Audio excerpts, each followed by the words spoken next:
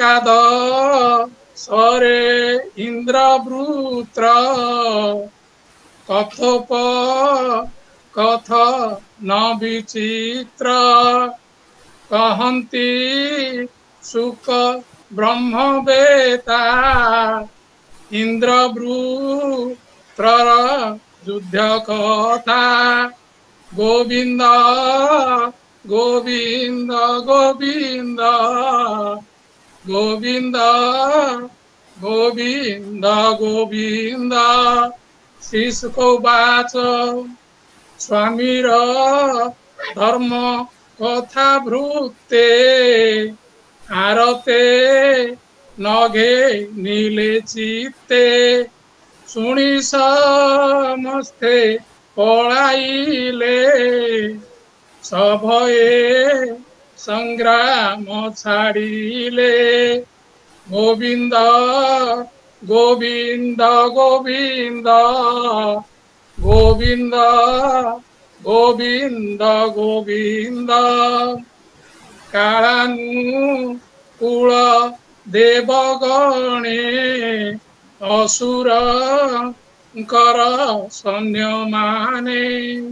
କାଳ ପ୍ରତିକୂଳରୁ କରି ଅନାଥ ପ୍ରାୟ ସେ ଆଚରି ଗରୁଡ଼ ପನ್ನଗକୁ ଧରି ତେସନେ ଦେବେ ଦୈତ୍ୟ ମାରି ସକଳେ ଇତସ୍ତତ ହୋଇ ପଳାନ୍ତି ପ୍ରାଣ ଭୟ ହୋଇ ଗୋବିନ୍ଦ ଏମନ୍ତ ଦେଖି ସୈନ୍ୟଗଣ ଅସୁର କୋପ ଗରୁ ଟାଣ ଦେବଙ୍କୁ ଆବୋରି ଆପଣେ ବର୍ଷନା କଲେ ବହନେ ପଳାଉଛନ୍ତି ଯେ ଅସୁର ତାଙ୍କୁ ପଛରୁ କିମ୍ପା ମାର ଭୟେ ପଳାନ୍ତି ଯେଉଁ ଜନ ତାଙ୍କ ବଧ କି ଭଲ ମଣ ଏମନ୍ତ ବଳବନ୍ତଙ୍କର ସ୍ୱର୍ଗ ପ୍ରାପତ ଯେ ଦୁସ୍ତର ଏମନ୍ତେ ଏତେ ବୋଲିଣ ତାଙ୍କୁ କହି ଦେବଗଣଙ୍କୁ କ୍ରୋଧ ବହି ଆତ୍ମ ଶରୀର ପ୍ରକାଶିଲା ଦେବଙ୍କୁ ଭୟ ଦେଖାଇଲା କଲା ଘୋର ନାଦ ବ୍ରହ୍ମାଣ୍ଡେ ପୁରିଲା ଶବଦ ଏ ଲୋକ ହୋଇଲେ ହତ ଜ୍ଞାନ ଦେବେ ଶୁଣିଲେ ତାର ଶୋନ ସେନାଦ ଶୁଣି ଦେବଗଣେ ମୂର୍ଚ୍ଛିତ ହେଲେ ତତକ୍ଷଣେ ବିକଳେ ପଡ଼ିଲେ ଭୂମିରେ ବଜ୍ର ପଡ଼ିଲା ଯେହ୍ନେ ଶିରେ ଗୋବିନ୍ଦ ଜିଣ ଦେବଗଣେ ପଡ଼ିଅଛନ୍ତି ଘୋର ରଣେ ଦୁର୍ମଦ ରଣ ରଙ୍ଗେ ବୀର ପାଦେ ମର୍ଦିଲା ବୃତ୍ରାସୁର ଅବନୀ କମ୍ପେ ପାଦ ଭରେ ଶୂଳଘେ ନୀଣ ନିଜ କରେ ଭ୍ରମଇ ସଂଗ୍ରାମ ଭୂମିରେ ଯେସନେ ମତ କରିବରେ ତାହାକୁ ଦେଖି ଚକ୍ରଧର କୋପେ କମ୍ ପଇ ହର ମହାଗ ଦାରେ ଦେବବର ବୃତ୍ରକୁ କଲେ ସେ ପ୍ରହାର ଦୁଃସହ ଗଦା ଆସିବାରେ ବୃତ୍ରଧ ଇଲା ବାମ କରେ ଏକଥର କୁମ୍ଭ ସ୍ଥଳେ ଦାନବ ପ୍ରହାରିଲା ବଳେ ତାହାର ଏ କର୍ମ ଦେଖିଣ ସକଳେ କଲେ ଧନ୍ୟ ଧନ୍ୟ ବୃତ୍ର ଗଦାରେ ଐରାବତ ବଜ୍ରରେ ଯେହ୍ନେ ଗିରିହତ ରଣେ ସେ ବିମୁଖ ହୋଇଲା ଇନ୍ଦ୍ରକୁ ଘେନି ବାହୁଡ଼ିଲା ଅତ୍ୟନ୍ତ ହୋଇଣ ଆରତ ବାହୁଡ଼ି ଗଲା ଧନୁ ସାତ ହୋଇ ସନ୍ନଚିତ ଏମନ୍ତେ ଦେବ ପୁରୁହୂତ ବୃତ୍ର ସୁର ପୁନର୍ବାର ଇନ୍ଦ୍ରଙ୍କୁ ନ କଲା ପ୍ରହାର ଇନ୍ଦ୍ର ମୃତ ଶାବିକର ଦେଇନ ହସ୍ତି କୁମ୍ଭସ୍ଥଳ ଆଶ୍ୱାସ ଦେବବର ରହିଲେ ବୃତର ଆଗର ଗୋବିନ୍ଦ ତାର ହନ୍ତା ବଜ୍ରାୟୁଧ ଦେଖିଅ ସୁର କଲା କ୍ରୋଧ ସ୍ମରଣ କଲା ଭାତୃନାଶ ଶୋକ ମୋ ଏ ହୋଇ ବିରସ ବୋଲଇ ଇନ୍ଦ୍ର ମୋ ବଚନ ଶୁଣତୁ ହୋଇ ସାବଧାନ ଶୁଣ ସରୁ ତୁମହର ସଂଗ୍ରାମେ ମିଳିଲୁ ଛାମୁର ମୋହର ଭାତୃନାଶକାରୀ ଆଜନା ଶିବି ତୋର ଶିରି ମୋହର ସୁରେ ହୃଦ ତୋର ବିଷୟ କରି ବିବିଦାର ଯେଉଁ କାରଣେ ମୋ ଗ୍ରଜ ଅପାପି ଆତ୍ମଜ୍ଞାନୀ ଦ୍ୱିଜ ଖଡ଼ଗେ ଧରି ତାର ଶିର ଛେଦିଲୁ ତୁହି ଦୁରାଚାର ଛେଦିଲୁ ତୁହି ଦୁରାଚାର ଛେଦିଲୁ ତୁହି ଦୁରାଚାର ଅସୁର ପ୍ରାୟ କମାଇଲୁ ସ୍ୱର୍ଗ ଭୋଗକୁ ବାଞ୍ଛା କଲୁ ଗୋବିନ୍ଦ ଗୋବିନ୍ଦ ଗୋବିନ୍ଦ ଗୋବିନ୍ଦ ଗୋବିନ୍ଦ ଗୋବିନ୍ଦ ଲଜ୍ଜା ସମ୍ପଦ ଦୟା କୀର୍ତ୍ତି ସବୁ ଛାଡ଼ିଲୁ ମୂଢ଼ମତି ମୋର ତ୍ରିଶୂଳେ ତୋ ଶରୀର ନାଶ ହୋଇବ ଦୁରାଚାର ଅଗ୍ନି ନ କରିବ ଦହନ ଖାଇବେ ବୃଦ୍ଧ କୃମି ଶ୍ୱାନ ଏ ଗୋବିନ୍ଦ ତୋ ସଙ୍ଗେ ଦୁଷ୍ଟ ଜନେ ଶସ୍ତ୍ର ଋଣ ଛନ୍ତି ରଣେ ଯେମତେ ପ୍ରହାରକୁ କଲେ ତାହାଙ୍କୁ ଛାଡ଼ିବି କି ଭଲେ ଖଡ଼ଗ ତ୍ରିଶୂଳ ପ୍ରସାରୀ ଖଡ଼ଗ ତ୍ରିଶୂଳ ପ୍ରହାରୀ କନ୍ଧ ଛେଦିବି ଏହାଙ୍କରି ଗୋବିନ୍ଦ ଗୋବିନ୍ଦ ଗୋବିନ୍ଦ ଗୋବିନ୍ଦ ଗୋବିନ୍ଦ ଗୋବିନ୍ଦ ଏ ଅନନ୍ତରେ ପାଇ ଜ୍ଞାନ ଇନ୍ଦ୍ରଙ୍କୁ ବୋଲଇ ବଚନ ଓ ଇନ୍ଦ୍ର ଦେବଙ୍କ ଠାକୁର ପୁଳିସେ ମୋର ଶିରହର ଆତ୍ମାକୁ ବଳି ମୁହିଁ ଦେବି ଧୀରଙ୍କ ଚରଣ ଭଜିବି ଭୋ ଦେବ ଦେବ ଈଶ୍ୱର ବଜ୍ର କିଂ ପାଇଁ ନ ପ୍ରହାର ଅଗ୍ରେ ଯେ ଅଛି ଉଭା ହୋଇ ସଂଶୟ କର କାହିଁ ପାଇଁ ଗଦା ପ୍ରାୟ ଏ ବଜ୍ର ନମଣ ବଜ୍ର ମୋ ମରଣ କାରଣ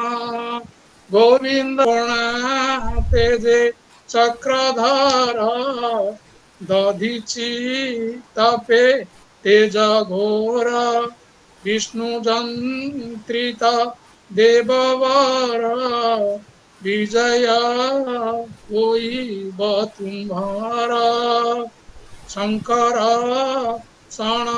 ଯଥୋଚିତେ ଯାହା ସେ କହିଛନ୍ତି ମୋତେ ଶ୍ରୀକୃଷ୍ଣ ପାଦ ପଙ୍କଜରେ ମନ ମୁଁ ନିବେଶିବି ସ୍ଥିରେ ତୁମ୍ଭର ବଜ୍ରରେ ମୋହର ହୋଇବ ମୋହ ପାଶ ଦୂର ଯେ ଗତି ଯୋଗୀ ଯୋଗେ ପାଇ ସେ ଗତି ପାଇ ଗଇ ମୁହିଁ ଚଳୁଛି ମକରନ୍ଦ ଅଧୁଙ୍ଗ ଲୁଛି ମକରନ୍ଦ ତିନି ଭୁବନ ପ୍ରାଣୀଙ୍କର ବହୁତ ସମ୍ପଦ ଯାର ଉଦ୍ବେଗ ଆଦି ଗର୍ବ ଆର କଳିବ୍ୟ ସନ ଯେ ଅପାର ତ୍ରିବର୍ଗ ଦୁଃଖ ଭକ୍ତଙ୍କର ନାସନ୍ତି ପ୍ରଭୁ ଚକ୍ରଧର ଦୁର୍ଲଭ ଯେ ପ୍ରଭୁ ପ୍ରସାଦ ତେଣୁ ଲଭନ୍ତି ଅପ୍ରମାଦ ହୋଇବି ଏ ମୋହର ମନ ସେବା କରିବି ଅନୁକ୍ଷଣ ଗୋବିନ୍ଦ ରନ୍ଦ ପାନ କରି ବୋଲିବା ସର୍ବେ ହରି ହରି କୀର୍ତ୍ତନ କର୍ମ ଯେ ମୋ ତୁମ୍ଭର କୀର୍ତ୍ତନ କର୍ମ ଯେ ତୁମ୍ଭର କରୁ ମୋ ବଚନ ଶରୀର ସ୍ୱର୍ଗ ଲୋକେ ଇନ୍ଦ୍ରର ବ୍ରହ୍ମଲୋକେ ବ୍ରହ୍ମ ସମ୍ପଦ ପାତାଳ ଭୋଗ ଯୋଗ ଦେହି ଶପଥ ଦୀପେ ରାଜା ହୋଇ ଏଣେ ମୋ ହର ନାହିଁ ଇଚ୍ଛା ତୋ ପାଦ ସେବାରେ ମୋ ବାଞ୍ଛା ଯୋଗ ସିଦ୍ଧିୟ ବା ମୋକ୍ଷରେ କାର୍ଯ୍ୟ ମୋ ନାହିଁ ଏହାଙ୍କରେ ଏକାନ୍ତ ଭକ୍ତି ତୁମ୍ଭ ପାଦ ବାଞ୍ଛା ରଇ ଚକ୍ରାୟୁଧ ଏକ ପକ୍ଷ ଖଗଜେହ୍ନେ ମାତାଲୋ ରଇ ଅନୁକ୍ଷଣେ କ୍ଷୁଧାର୍ଥ ହୋଇ ନ ବାଛୁରୀ ମାତାସ୍ଥ ନକୁ ଇଚ୍ଛା କରି ପ୍ରବାସୀ ପତି ପ୍ରିୟା ଯେହ୍ନେ ଲୋଡ଼ଇ ମୋ ମନ ତେସନେ ଧନାଥ ଦର ସନ ତୋର ହେଉ ଏ ଆଶା ପୂର୍ଣ୍ଣ କର ଭୋମଳ ଲୋଚନ ତୋ ପାଦେ ରହୁ ମୋର ମନ ଆପଣା କର୍ମ ବନ୍ଧେ ଜଡ଼ି ସଂସାର ଚକ୍ରେ ଅଛି ପଡ଼ି ହେମନ୍ତ ପାପୀ ମୁହିଁ ଯେଉଁ ଉତ୍ତମ ସାଧୁ ସଙ୍ଗ ହେଉ ଦାରାତ ନୟ ଗୃହେ ମୋର ଧନାଥ ମନ ମନ କର ବୋଲଇ ଦାସ ଜଗନ୍ନାଥ ଏ ବୋଲଇ ଦାସ ଜଗନ୍ନାଥ ଇନ୍ଦ୍ର ଭୃ ତ୍ରାସୁର ଚରିତ ଅସୁର ବାଣୀ ସୁଧାମୟ ଶୁଣିସ कल पाप क्षय भुवन मंगलये वाणी शुणी संसारु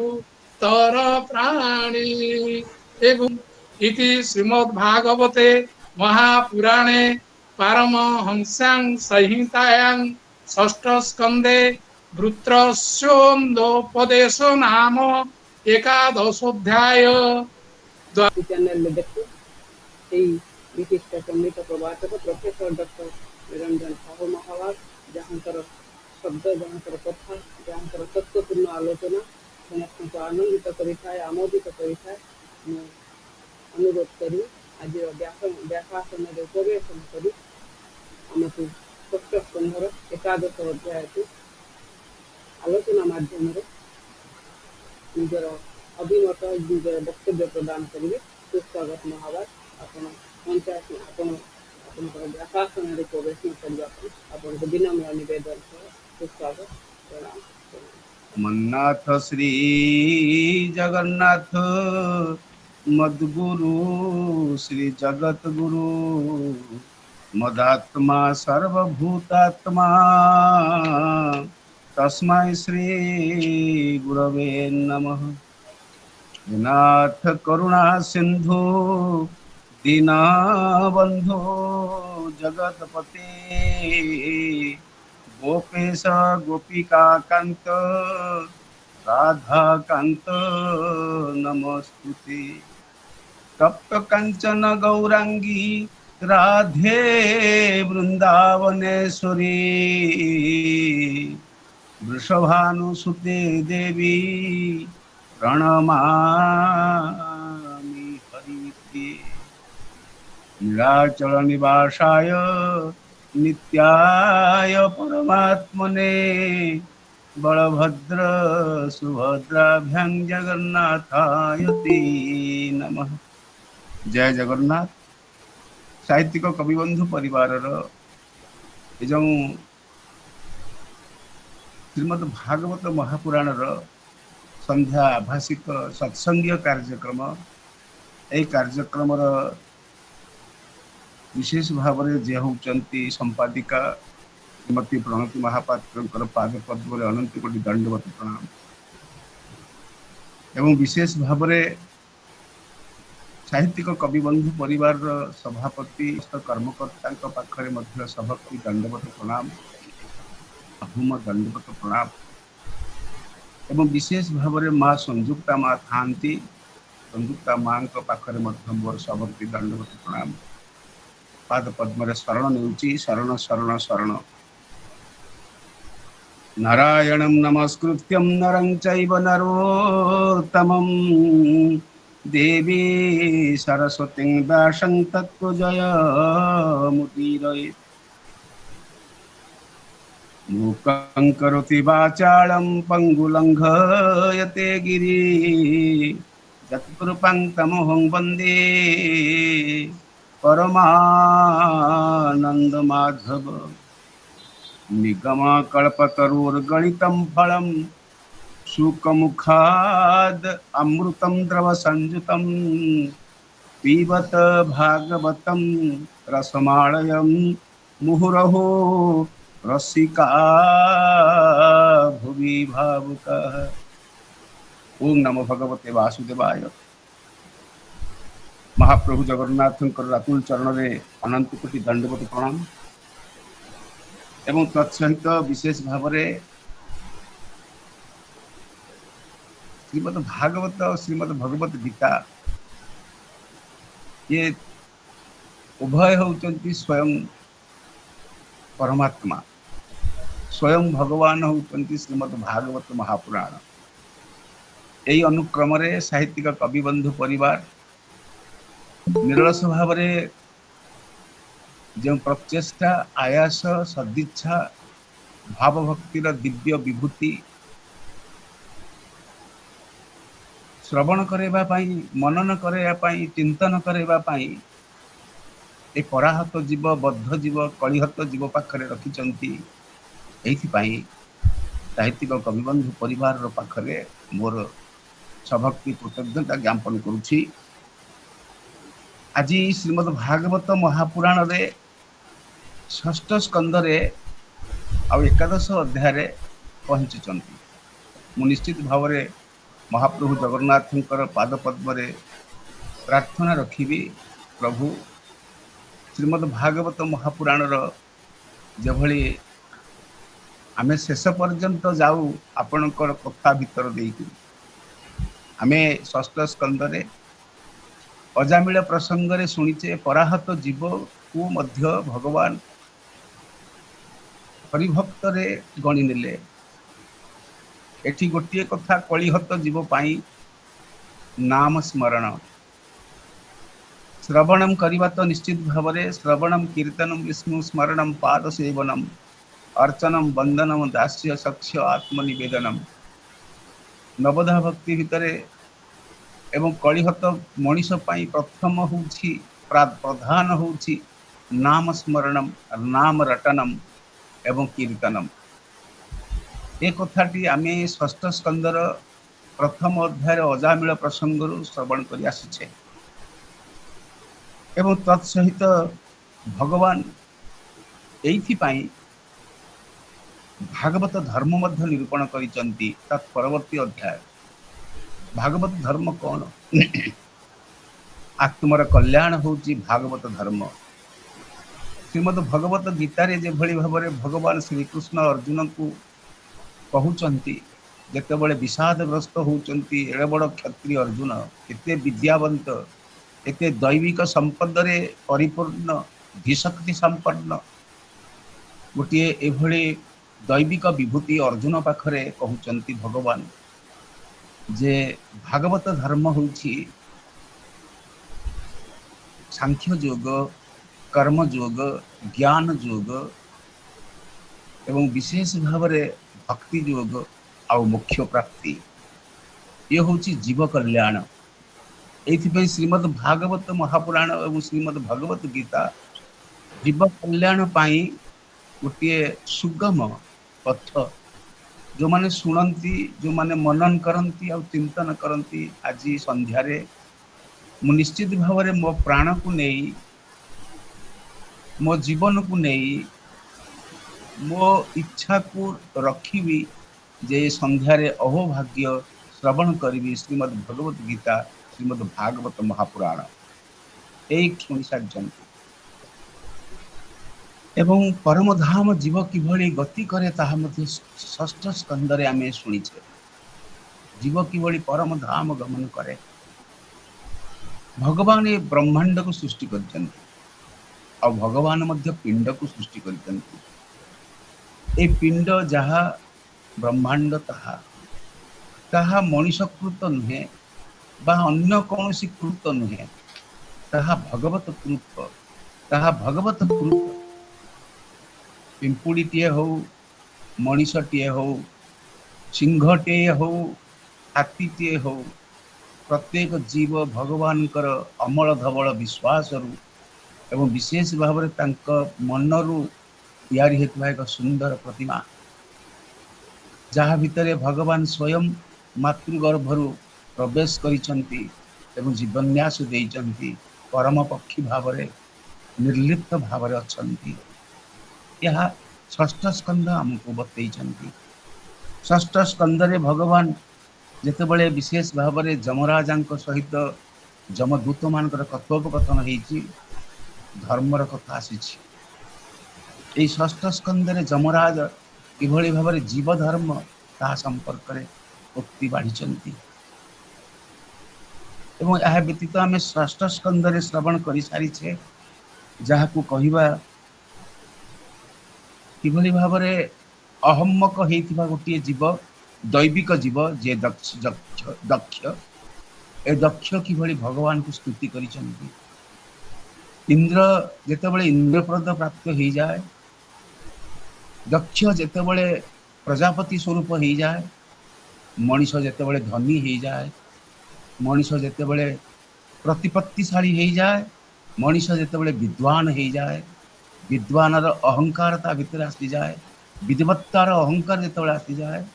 सेतिके बेले से मूढ़ हो जाए। इंद्र भूल करिसंती दक्ष भूल करिसंती, देवता माने भूल करिसंती एवं भगवान एइति श्रीमद् भागवत महापुराण रे कहउचंती तू अहंकारी होना, अहम्मक होना। एवं विशेष भाव में जी रावण थिला, जी हिरण्यक्ष हो हिरण्यकशिपु थिला, जी दंतपक्र एवं शिशुपाल थिला, कंस थिला, तो भितरे सेई माने अछंती। साधु सावधान एई माने तोते ग्रास करि जिवे। एइथिपई श्रीमद् भागवत महापुराण श्रवण करे, मनन करे और चिंतन करे। एइथिपई भगवान को दक्ष जेतेबेले बुझी जाइचंती सेतेबेले भगवान को स्तुति करूचंती। भूल ही जाइछि प्रभु, जेतेबेले आमे किछि त्रुटि करि दउ, आमे भागवतर षष्ठ स्कंदर बुझी जाउचे जे ये त्रुटि हे गला, प्रभु क्षमा कर दियंतु। त्रुटि को क्षमा करिबा पाई भगवान बारंबार कहिचंती जे त्रुटि कले, दोष कले, पाप कले क्षमा अछि, किंतु अपराध कले क्षमा नहीं। आ थरे पाप प्रक्षालित हुए, बार बार अनुताप कले मध्य, अनुताप दग्धा नଳରେ जळुथिले मध्य क्षमा हुए नाही। कारण अनुताप तुषा नळ, अनुताप कले मु क्षमा कर दिए, किंतु बार बार त्रुटि घटेइले तो भितरे मु अछि, भूली गले क्षमा नाही। एइथिपई विशेष भाव में जेतेबेले दक्षंकर पुत्र मानंकु नारद महर्षि वैराग्य देदेले, सेतिके बेले दक्ष रागी गले एवं अभिशाप देले नारद। ये प्रसंग रे विशद वर्णना आपण माने श्रवण करि सारिचंती पंचम अध्याय। एवं विशेष भाव में अन्य 60 ऋषि को से प्रदान करिचंती प्रजा सृष्टि पाई, आम मानकर सृष्टि पाई। ऋषि मानकर गोत्र अनुसार आमर गोत्र, आमे अथर्वण ऋषि अनुसार, त्वष्टा ऋषि अनुसार, भरद्वाज ऋषि अनुसार, वशिष्ठ ऋषि अनुसार, विश्वामित्र ऋषि अनुसार, नाग ऋषि अनुसार आम मैंने गोत्रांतरित। आमे सही जीव जी शक्ति तनय, जी अमृतस्व पुत्र। यही भागवत केवल यहाँ ही आम भितर षष्ठ स्कंदरे आम भितर आमत्व को, आम भितर थिबा एई पण को, जीवपण को परमपण सहित मिसेइबा पाई जागृत करिवार गोटे उपक्रम षष्ठ स्कंद।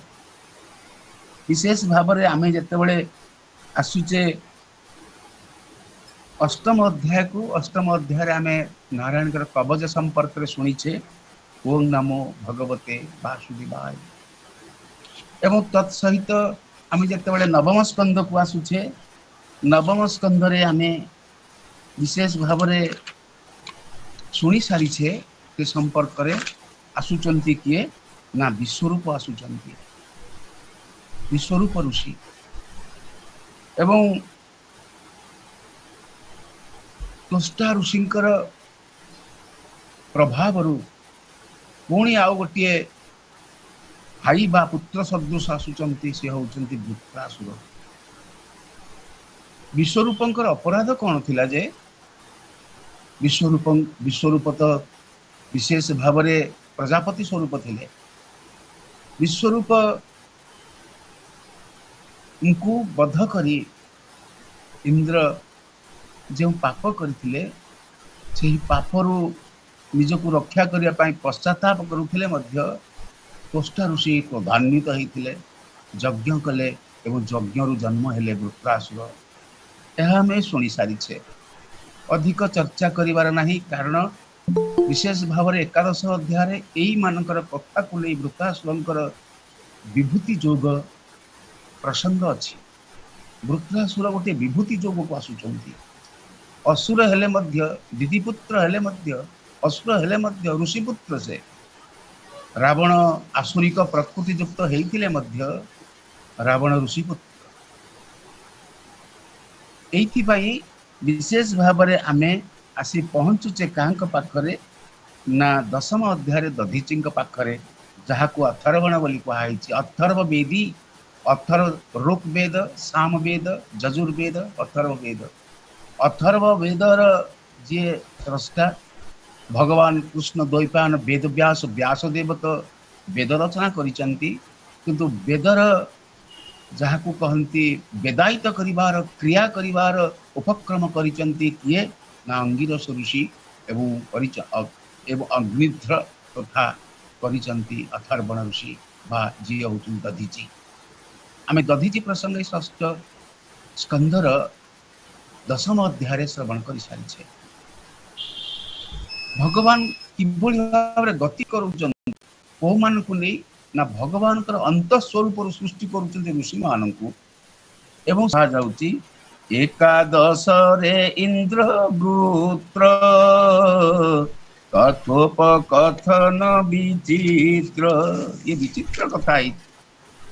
इंद्र और वृत्तासुर भीतर गोटे कथोपकथन होउची कोठी होउची आज्ञा कोठी होउची इंद्र स्वर्गपुर को आक्रमण करिछि वृत्रासुर इंद्र गादीच्युत बारंबार होउचंती काहे कि इंद्रंक भितरे सचिपति भितरे आसीछि इंद्रिय भोग करिवा पाई इंद्र जीत से हेई पारुनाती जोठे आम संसारिक मनीष यही हूँ वार्ता इंद्र जीत हुआ इंद्रिय को जीतवार गोटे कौशल शिखेबा ए इंद्र वृतर प्रसंग आसी इंद्र मध्य इंद्रिय को संयम करि नांती एइथिपाई तो गौतम ऋषिंकर पत्नी अहल्या को हरण करिए कारण आखिरे देखिला से रूप आखि देखिला से रूप को देखि लड़ा एते प्रलुप्त हैला जी भगवान प्रथम देवता वेद भितरे अग्निंकर वर्णना हो सारा पर इंद्रंकर वर्णना आसुचंती ए भली महती संपन्न देवता होउचंती इंद्र त्रुटि करदेले भोग कले काहंकु ब्रह्मांक कन्या पूर्व और ब्रह्मांक कन्या अहल्या पत्थर हो गले निर्वाक हो गले नारी शक्ति कौन केवल भोग्या एइथिपाई कहा जाउची एकादश रे इंद्र को बुद्धि शिखौचंती किए गोटे असुर वृत्रासुर जे होउचंती विशेष भाव रे आपण माने जानी चंती जे त्वष्टा ऋषिंकर यज्ञ जन्म नौचंती कहले एकादश रे इंद्र वृत्र कथोपकथन विचित्र कौन विचित्र आसंतु सुनिबा कहन्ति सुख ब्रह्म बेता इंद्रवृतर युद्ध कथा इंद्रवृत स्वर्गपुर युद्ध होची आज्ञा भगवत श्रीमद भगवत गीता रे धर्म क्षेत्र कुरुक्षेत्र समवेता युद्धोत्सव कोठी युद्ध होची आमे जानिचे कुरुक्षेत्र युद्ध होची कुरुक्षेत्र किए कुरुक्षेत्र होची देह ए देह भितर गोटे सुसहित कूर युद्ध चली अहरह भल सहित मंदर युद्ध चली मंद मरिब भल रहिब कु हत हब सु राजत्व करिब पांडव माने राजत्व करिवे कौरव मानकर विनाश घटिब एवं ब्रह्मांड भितर जहाँ घटुची पिंड भितर ताहा ही घटुची ब्रह्मांड भितर भगवान अछंती एवं पिंड भितर मध्य परम पक्षी भाव रे भगवान अछंती विश्वास करने को हम कारण मनीष जिते हीन विश्वासी हो जाए सेतिकी बेले हीन विश्वासी मनीष मूर्ख हो जाए पत्थर हो जाए बाकहीन हो जाए ता पाखरे बांगमय रहे नाही ता कथा गुड़िक ठीक लगे नाही कथा कहिबारे जदि मीठा लगिला नाही ताले बुझीजिबे जे ता कथारे भगवतीय चिंतन नाही से विशेष भाव में कुजुक्त विजुक्त हो जाइछि विकर्म युक्त होइछि विसिद्ध कर्म से करुछि आ मनुष्य जदि करिब ए कथा दिव्य प्राणी जहाँ को भगवान कहिचंती मनुष्य देहे दिव्य ज्ञान देखी संतोष भगवान ए संपर्क रे सुसागरा धरार राजा जे होचंती परीक्षित महाराज को ब्रह्मवेत्ता पुरुष जे ब्रह्म को देखुची ब्रह्म को जानुची ब्रह्म संपर्क रे अध्ययन करिछि नुहे ब्रह्म को संपूर्ण गर्भस्थ करिसेंती से होचंती सुखदेव जी महाराज जी विशेष भाव में कृष्ण द्वैपायन वेद व्यास व्यासदेव भगवान कर 24 अवतार मध्य अन्यतम अवतार कृष्ण द्वैपायन वेद व्यास व्यासदेव को सुपुत्र ब्रह्मवेता पुरुष ये ना सुखदेव जी महाराज कहउचंती कौन कहउचंती काहाकू कहउचंती परीक्षित महाराज को परीक्षित महाराज किए पराहत जीवटीए जी अभिशापग्रस्त होती ऋषि अभिशाप रे अभिशापग्रस्त होती 7 दिन रे तक्षक दंशन करी ताको मुक्ति देवा पाई भगवान प्रेरणा करिसेंती ब्रह्मवेता पुरुष सुखदेव महाराज को आज्ञा आम भितर जदि भगवान अछंती आम भितर भगवान आमको सुरक्षा देबेनी नाही आज्ञा देबेनी आम इच्छा जदि हबो ताले भगवान इच्छा इच्छायित हेबे आम जदि कर्म सही अनुसार हबो भगवान कहले मु निश्चित भाव तो सहित कर्म करिवि तो भितर मु अनेक कार्य संपादन करूची भगवत गीता अनुसार संपादन करूची नाम करूची जप करूची तप करूची कर्म करूची किंतु मूढ़ तू मते प्रत्यय करू नाहु एइते भागवत श्रवणर अवकाश रही जे आमको प्रत्यय करने को अच्छी एइते इंद्र आ वृत्तंक प्रसंग को आसंतु सुनिबा सुखदेव महाराज कौन कहले सुखदेव महाराज कहले स्वामीर धर्म कथा वृत्ति आरते नघे नीले चित्ते शुणी समस्ते पळाइले सभये संग्राम छाड़िले दुईटी कथा युद्ध होची देवता मान सहित वृत्रर आ वृत्र होची प्रधान युद्धर एवं इंद्र होचंती प्रधान देवता मान पक्ष स्वामीर धर्म कथा वृत्य माने श्रवण करती मनन करती चिंतन करती कर्म संपादन करती स्वामी घरे जदि गृह स्वामी ग्रहण करिबा ताहले गृहस्थर आदेश गृहर कर्त्री पालन करबा उचित एवं परिवार भितर समस्ते पालन करबा उचित एवं असुर कुलर जीए त्वष्टा ऋषिंकर यज्ञ जन्म नहीं किभली अवस्था रे ना क्रोधान्वित अवस्था रे त्वष्टा ऋषि विश्वरूपंकर एभली हत्या घटिबा परे क्रोधान्वित हवा परे क्रोधरु जन्म नउचंती वृत्र तेणुकर से असुर कुल हो जाउचंती आपण जेतेबेले क्रोध करिवे आज्ञा आपण सही समय असुर अवस्था रे अछंती आपण जेतेबेले शांत अछंती धीर अछंती नम्र अछंती कम्र अछंती एवं विशेष भाव में सरल साधु अवस्था रे अछंती सेतेबेले आपण देवता गुण को संपादन करिसंती श्रीमद् भगवत गीता 14 अध्याय जो गुणत्र विभाग जोग अच्छी आ विशेष भाव में 17 अध्याय जो श्रद्धा विभाग जोग अच्छी यहाँ ही आमको कहूँ पक्षी मान भितर 3 गुण पशु मान भितर 3 गुण मनीष भितर 3 गुण देवता भितर 3 गुण यही अनुसार आम पाखरे आसी पहुँचुंट देवता मान सहित असुर मान युद्ध भितर स्वामीर धर्म कथा वृत्ति आरते नघेनिले चित्ते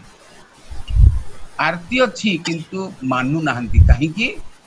ना शुणी समस्ते पळाइले सभये संग्राम छाड़िले युद्ध एते पराक्रमशाली थिले वृत्र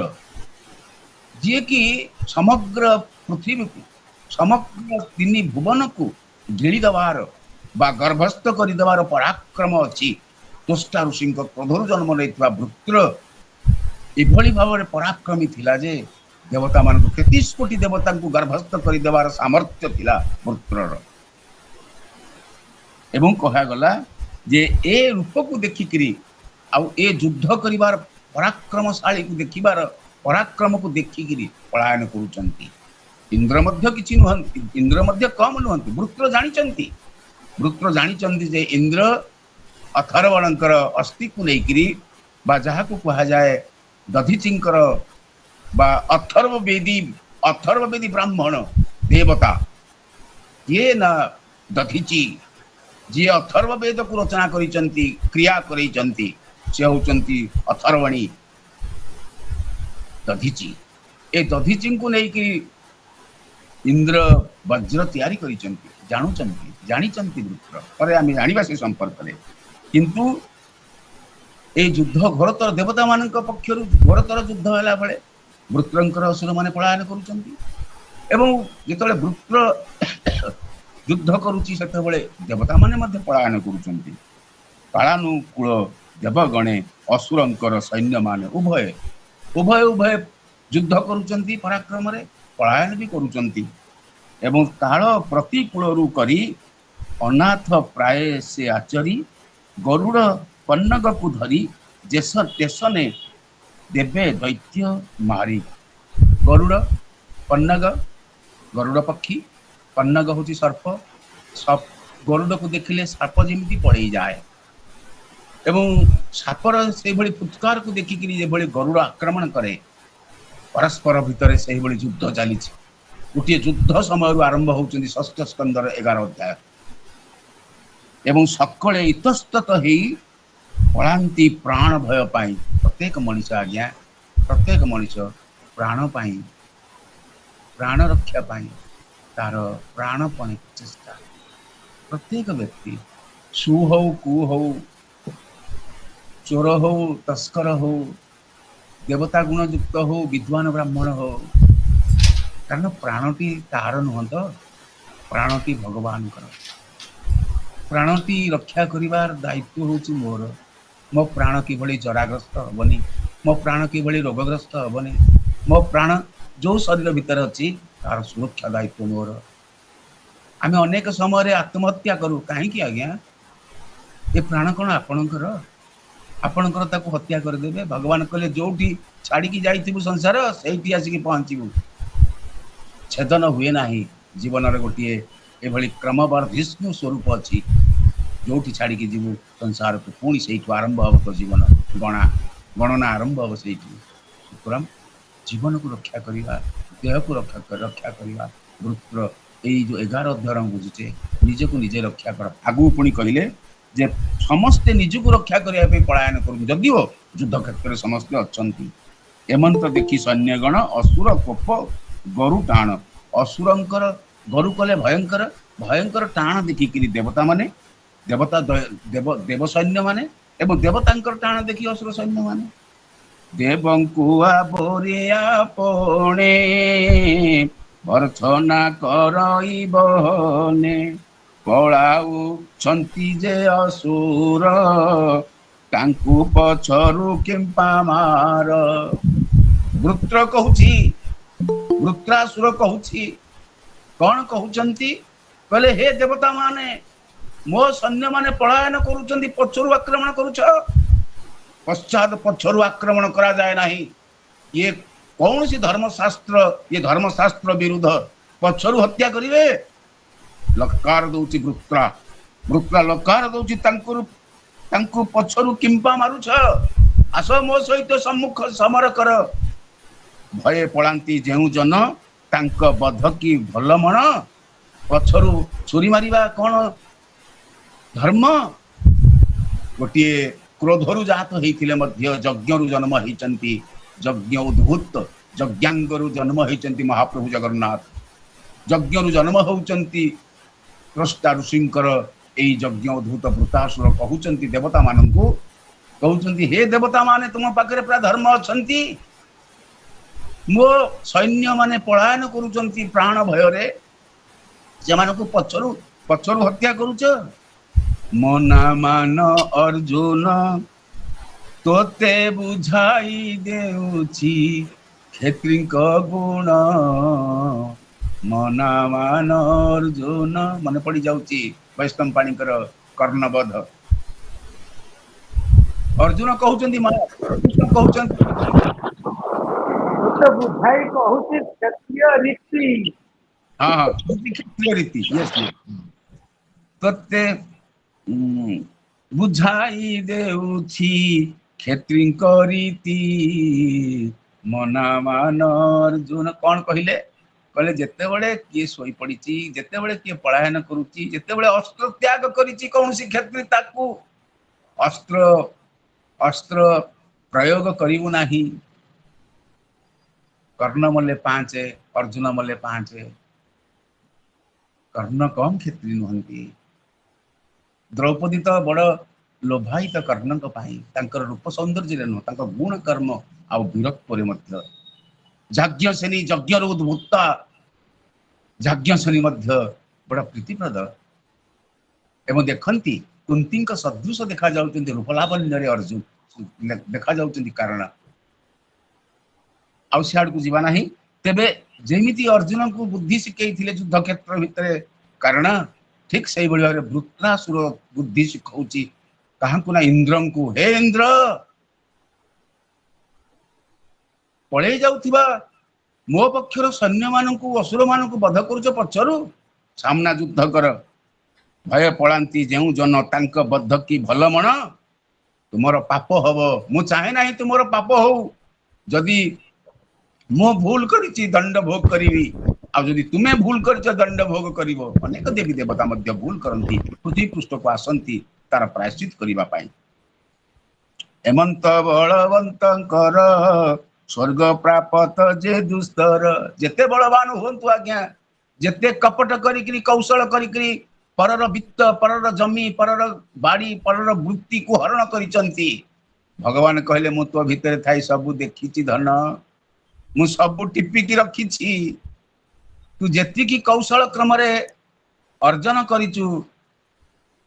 जेमिति कहा जाइछि जे अधर्म वित्त बढ़े बहुत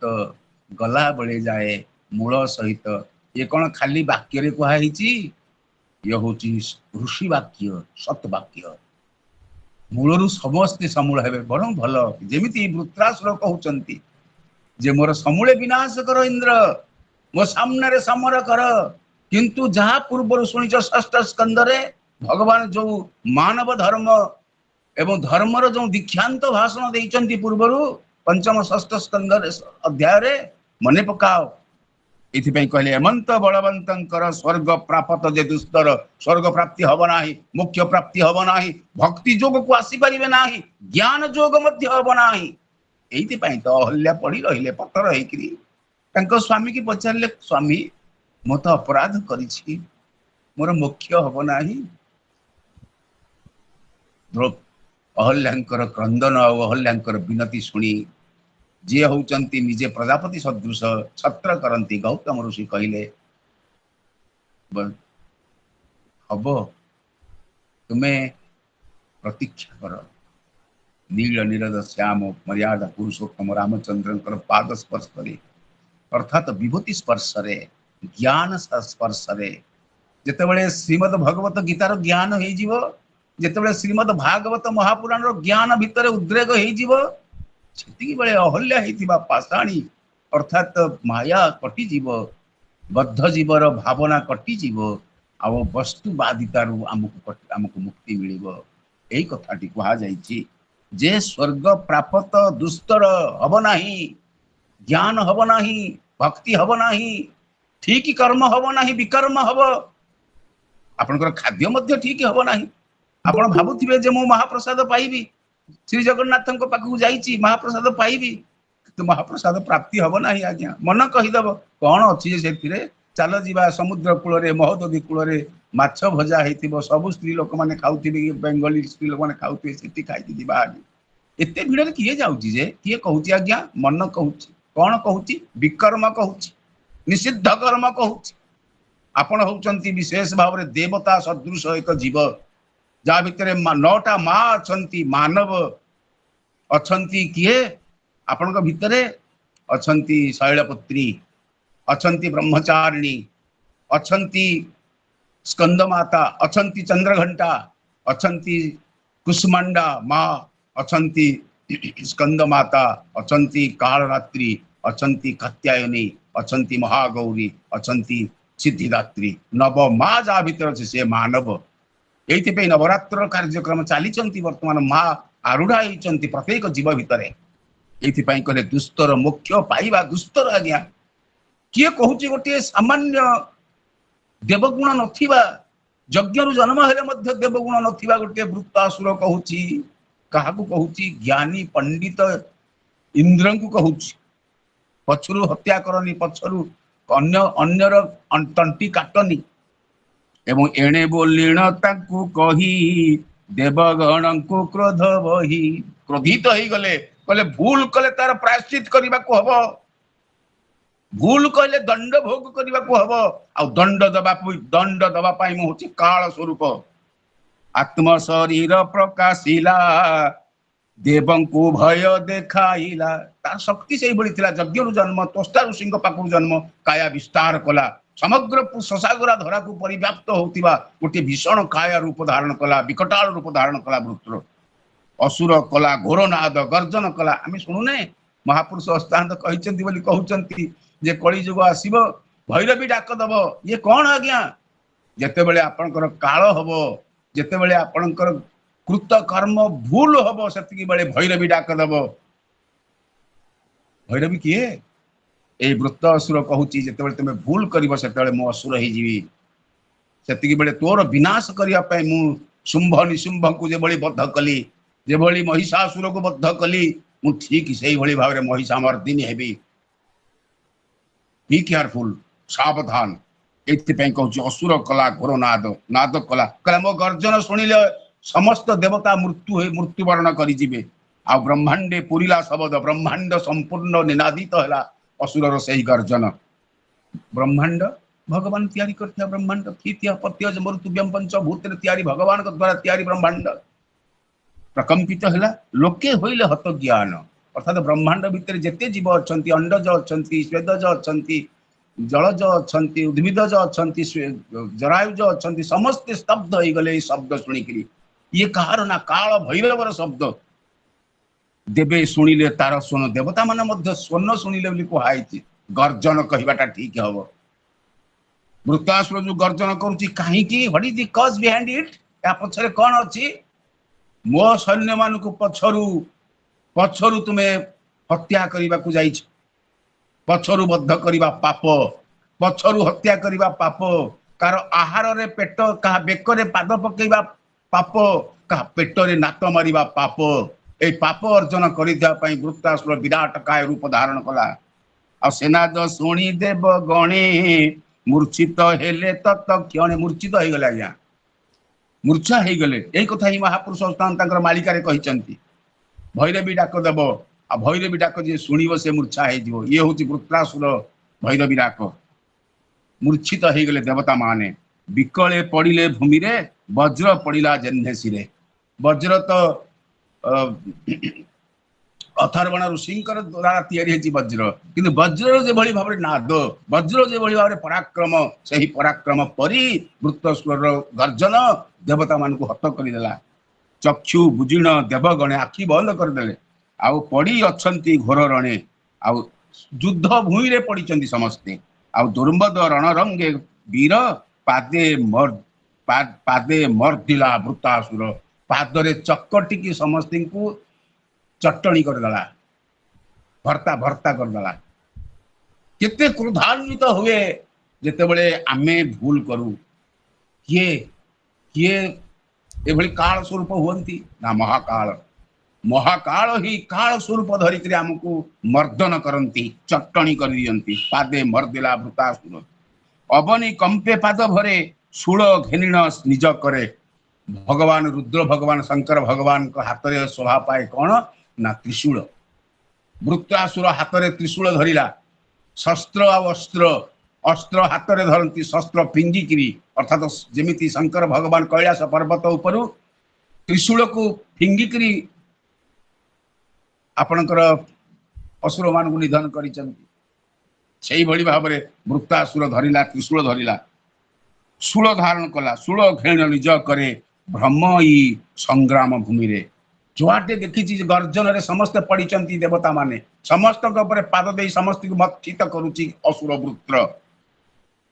भ्रमण करुच्ची समग्र समग्र ब्रह्मांड भ्रमण करुच्ची आ देवता मान को दली चकटी समस्त की आलू बैगण भर्ता भली चकटी चली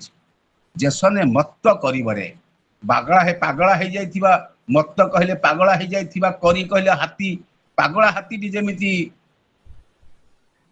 रणभूमि रे समस्त को दली चकटी दिए ठीक से भाई दली चकटी दौर वृत्रासुर ताहाकू देखी चक्रधर ताहाकू देखी वज्रधर वज्रधर वज्र जे धारण कर वज्रधर इंद्र आ कोपे कंपई थरहर इंद्र मध्य क्रोधित इंद्र तो स्वयं भगवान ना इंद्र को दायित्व दिखाई किंतु नारायण से देव अंश जे देवता मान राजा से होती इंद्र भूल कले बोली दंड पाइबे भावियार किसी ना अहल्या प्रति कुदृष्टि पकईले सी सहस्र जोनी हो गला देहटा मुह को लुचे बण में रही आज्ञा केवल नारद महर्षि द्वारा से रक्षा पाइले भगवान कहले जमी कर्म करू सेमती फल भोग करू मु जीविनी किंतु नारद महर्षि रक्षा कले आपण जेते जौन क्षुदु हेबे इंद्रंकर यही अहल्या प्रति थिबा भावना आपण भितर जाग्रत हो आपण सही भली भाव सहस्र जनी युक्त हो जिवे एथि पई कहउचंती वज्रधर ताहांकु देखि वज्रधर कोपे कंपई थरहर मते पुणी आउ से भली दशा हो जीवनी तो मोदा मोहा गोदारे देवबर वृत्र को कॉलेज प्रहार गदाधारी होचंदी किए ना देवबर देवता मानकर जे राजा इंद्र दुसह गदा शिवारे वृत्र धइला बाम करे इंद्रंक हातर गदा को निजे धरी पकेला आज्ञा इंद्र होचंदी भगवान इंद्र होचंदी देवता मानकर राजा इंद्र को दायित्व देइचंदी भगवान सुरक्षा करिबा पई एथि पई तो विशेष भाव में समुद्र जिते मंथन है जिते ऐरावत हस्ती बाहरिला भगवान तो कहले जहाँ दिव्य पदार्थ मु गोटे नेबी महालक्ष्मी बाहर महालक्ष्मी नहीं किछु किंतु आउ समस्त समुद्र मंथन रो समस्त द्रव्यर अधिकारी हेले इंद्र उच्चैश्रवा अश्व ऐरावत हस्ती आउ समस्त दैविक गुण को एवं तत्सहित अमृत मान को देवता मान को बंटा गला एवं शंकर भगवान विषतिक पीले इंद्र समस्त संपदर भोगकारी आज्ञा संपद भोग कले इंद्र पद मिले यह नुहे समस्त कष्ट को स्वीकार कले इंद्र पद मिले आउ इंद्र पद चली जाए समस्त ऐश्वर्य को भोग कले जिते समस्त ऐश्वर्य को भोग करिवे परिवार इच्छा पोषण पोषित हो आज्ञा अन्न टिके डाली टिके पाइए पेट जठराग्नि हजम करने आम समस्त सबकि किभली भाव में भोग करेंगे ये हूँ शिक्षा जे वृत्र धइला बाम करे तपस्या करिछि जप करिछि तप करिछि भगवत आराधना करिछि एवं बाम कर धरला से एवं इंद्रर गदा घेनी कर से ही गदारे वृत्रासुर जो ताकू शस्त्र कहते आज्ञा जो जो अस्त्र आसुची से अस्त्र को धरिकी फिंगुछि कौन ना ऐरावतर कुंभ स्थले जो जो गदा को धरी थिले इंद्र से ही इंद्रंकर गदा को हाथ रे धरिकरी ये ना वृत्रासुर जो ऐरावत हस्ती समुद्र मंथन उद्बुद्ध होइथिबो उद्वृत्त होइथिबा उद्भव होइथिबा जो ऐरावत हस्ती धवल हस्ती जहाँ पाखरे समस्त बल अच्छी समस्त क्षमता अच्छी से ताहार मुंडरे कुंभ कुंभ स्थल रे मुंडर दुई फाल रे जोठी से निश्वास प्रश्वास निये प्रश्वास प्रश्वास रुद्ध करदेले जमीती मनीष साधारणतः निश्वास प्रश्वास रुद्ध हो गले मनीष मरी जाए से भली धवल ऐरावत हस्तीर दुई फाल मुंडरे गोटे पहाड़ देला किए ना वृत्तासुर इंद्रंकर गदारे जो थे कि पागला हो गला हाथी एवं कौन है ना विशेष भाव में आम जमी कहू जे आम प्राणायाम सूत्र जो कहू निश्वास को नौ ताकू कौन कहती ना विशेष भाव में आमको नौ जो प्रश्वास को नौ ताकू आम पूरक बोलिकी कहू आम जो पवन नौ प्राण पवन को नौ ताकू प्रश्वास कहती एवं ताकू जिते रुद्ध करके रखू त्रिकुट भितर बा नाभि रे रखू बा छटा जाक चक्र रखू ताकू कुंभक कहा जाए भगवत गीतार सुंदर भाव में कहुई जे प्राण पवन को रुद्ध करने को हुए प्राण पवन को कौटी ना अपान पवन रे रुद्ध कले ताकू कुंभक कहा जाए अर्थात कुंभक कहले प्राण वायु को कुंभक करि पारला नहीं रखी पारला नहीं कुंभ स्थल रे प्रहार करिछि इंद्रंक गदारे किए ना वृत्रासुर फल कौन होती ना ताहार कर्म देखिण सकले कले धन्य धन्य वृत्र को माने धन्य बोली कहे पक्षर असुर माने वृत्र गदारे ऐरावत वज्र रे जेन्हे गिरिहत जमी वज्र पड़े गिरी पहाड़ पर्वत भांगी जाए से भली ऐरावत हस्ती रणे से विमुख होइला इंद्र को घेनी बाहुड़िला बैक करीगला केते हाथ गला ना कहा अत्यंत हुईण आरत बाहुड़ी गला धनु सात गोटे धनुर जहाँ वर्णना दिखाई गोटे धनु लंब हूँ 4 हाथ एभली 7 हाथ 7 28 28 हाथ मात्र आम 28 हाथ किंतु देवता मानकर हाथ अनुसार 28 हाथ पछकू घुंची गला किए ना ऐरावत हस्ती एते बड़ शक्तिशाली थिला वृत्रासुर ଚକିତେ ହୋଇ ଛିନ୍ନ ଚିତ୍ତ ଏମନ୍ତେ ଦେବ ପୁରୁହୂତ। ଆସନ୍ତୁ ଆଉ ଟିକେ କଥା ଶୁଣିବା ତାଙ୍କ ସମ୍ପର୍କରେ। ବୃତ୍ରସୁର ପୁନର୍ବାର ଇନ୍ଦ୍ରଙ୍କୁ ନ କଲା ପ୍ରହାର। ଗୋଟିଏ ପ୍ରହାର ଦେଇଛି ଐରାବତ ହସ୍ତି ଉପରେ, ତାର ନିଶ୍ୱାସ ରୁଦ୍ଧ ହେଇଯାଇଛି, ପ୍ରଶ୍ୱାସ ରୁଦ୍ଧ ହେଇଛି, କୁମ୍ଭକ ବନ୍ଦ ହେଇଯାଇଛି। ଆଉ ପୂରକ ରେଚକ ପୂରକ କୁମ୍ଭକ ଆଉ ରେଚକ ହବ, ରେଚକ ହବାକୁ ଆଉ ଦେଇନି। ପ୍ରାଣବାୟୁ ଯେମିତି ଚାଲି ଯାଉଛି କାହାର ନା ଐରାବତ ହସ୍ତିର। କିନ୍ତୁ ଏଭଳି ଅବସ୍ଥା ହେଇଥିଲା ବେଳେ ଆମେ କଣ କରିଥାନ୍ତେ? ଦେବତା ମାନେ କଣ କରିଥାନ୍ତେ? ଆଉ ଗୋଟିଏ ପହରା ଦେଇଥାନ୍ତେ, ସେ ମରିଥାନ୍ତା ଯେମିତି। କିନ୍ତୁ ବୃତ୍ରାସୁର ପ୍ରହାର ଦେବା ପରେ ଆଉ ପ୍ରହାର ଦେଇନି। କହିଲା ମୁଁ କହୁଛନ୍ତି ଭାଗବତରେ କୁହାଉଛି ବୃତ୍ର ଅସୁର ପୁନର୍ବାର ଇନ୍ଦ୍ରଙ୍କୁ ନ କଲା ପ୍ରହାର। ଇନ୍ଦ୍ରଙ୍କୁ ପ୍ରହାର କଲା ନାହିଁ। ଇନ୍ଦ୍ର ଅମୃତ ଶ୍ରାବୀ କର ଦେଇଣ ହସ୍ତି କୁମ୍ଭସ୍ଥଳ। ଇନ୍ଦ୍ର କଣ କଲେ? ତାଙ୍କ ପାଖରେ ତ ଅମୃତ କଳସ ଅଛି, ଅମୃତ କଳସ ଦେଇକିରି ଐରାବତ ହସ୍ତିକୁ ଜୀବନ୍ୟାସ ଦେଇଦେଲେ, କୁମ୍ଭସ୍ଥଳରେ ଦେଲେ। ଏବଂ ଆଶ୍ୱାସ କରି ଦେବବର ରହିଲେ ବୃତ୍ରର ଆଗାର। ବୃତ୍ରର ଆଗର ତା ସାମ୍ନାରେ, ବୃତ୍ରାସୁର ସାମ୍ନାରେ ରହିଲେ, ଟିକେ ଦମ୍ଭ ନେଇଗଲେ, ଟିକେ ଚେତନା ନେଇକି ଠିଆ ହେଇଗଲେ। କଣ ଘଟିଗଲା? ମୋ ଗଦାରେ, ମୋ ଐରାବତ ହସ୍ତି ଉପରେ ଏଭଳି ପ୍ରହାର ହେଲା, ଯାହା ସମୁଦ୍ର ମନ୍ଥନରୁ ସୃଷ୍ଟି ହେଇଥିବା ଭଗବାନଙ୍କର ଐରାବତ ହସ୍ତି, ତାକୁ ଏଭଳି ପ୍ରହାର କିଏ ଦେଲା ବୃତ୍ର? ଭାବି ପାରିଲେନି, କ୍ଷଣ ଠିଆ ହେଇଗଲେ। କଣ ହେଇଗଲେ ନା ବୃତ୍ର ଆଗରେ ଆଶ୍ୱାସ ହେଇକି ଠିଆ ହେଇଗଲେ। ଆଉ ସଂଗ୍ରାମ କରିବାର ଆସେ ଇନ୍ଦ୍ରଙ୍କୁ ଦେଖି ନିଜ ପାଶେ, ଆଉ ଭ୍ରାତାର ହନ୍ତା ବଜ୍ରାୟୁଧ, ଆଉ ଦେଖି ଅସୁର କଲା କ୍ରୋଧ। ବଜ୍ରାୟୁଧ, ବଜ୍ର ଆୟୁଧକୁ ଧରିଥିବା ଭାଇର, କିଏ? ବୃତ୍ରାର ଭାଇ ବୋଲି ଏଠି କୁହାଯାଇଛି। ଅର୍ଥାତ ତ୍ରଷ୍ଟା ଋଷିଙ୍କର ଯୋଉ ଯଜ୍ଞରୁ ଜନ୍ମ ନେଇଥିବା ବୃତ୍ର, ଇଏ ଯୋଉ 18 ଋଷି ବୋଲି କୁହାଯାଇଛି, ଦଧିଚି ବୋଲି କାହାକୁ କୁହାଯାଇଛି, ତାର ଆୟୁଧରେ, ତାର ଅସ୍ଥିରେ ତିଆରି ହେଇଥିବା ଯୋଉ ବଜ୍ର, ଏ ବଜ୍ରାୟୁଧ କୁହାଯାଇଛି ଭ୍ରାତାର ହନ୍ତା ବଜ୍ରାୟୁଧ। ଅର୍ଥାତ ଦଧିଚି ଋଷିକି ଯେତେବେଳେ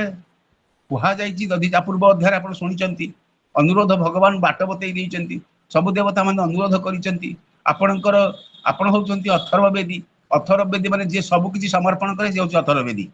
ଯୋଉ ଋକ୍ ବେଦ, ସାମ ବେଦ, ଯଜୁର୍ବେଦ, ଅଥର୍ବ, ଯୋଉ 4 ବେଦ ଅଛି, ଏ 4 ବେଦ ଭିତରୁ ଅଥର୍ବ ବେଦୀ ହିଁ କେବଳ ଆପଣଙ୍କୁ ଜୀବନ ଦାନ ଦିଏ। ଯିଏ ଜୀବନ ଦିଏ, ଋକ୍ ବେଦୀ ଆପଣଙ୍କୁ ଜୀବନ ଦବ ନାହିଁ ଆଜ୍ଞା, ସାମ ବେଦୀ ଦବ ନାହିଁ, ଯଜୁର୍ବେଦୀ ଦବ ନାହିଁ। ଯିଏ ଅଥର୍ବ ବେଦୀ ହେଇଥିବ, ସେ ନିଶ୍ଚିତ ଭାବରେ ଆପଣଙ୍କୁ ଯଦି ମାଗିବେ ତାକୁ, ସେ ସବୁ ଦେଇଦେବ। ଭଗବାନ କହିବେ, ଯେମିତି ଦ୍ରୋଣାଚାର୍ଯ୍ୟ ମାଗିଲେ କାହାକୁ ନା, ଏକଲବ୍ୟକୁ ମାଗିଲେ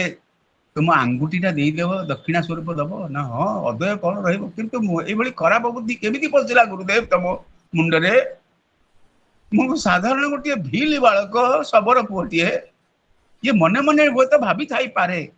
କିନ୍ତୁ କ୍ଷଣେ ମୁହୂର୍ତ୍ତେ ଚିନ୍ତା କଲା ନାହିଁ ଏକଲବ୍ୟ।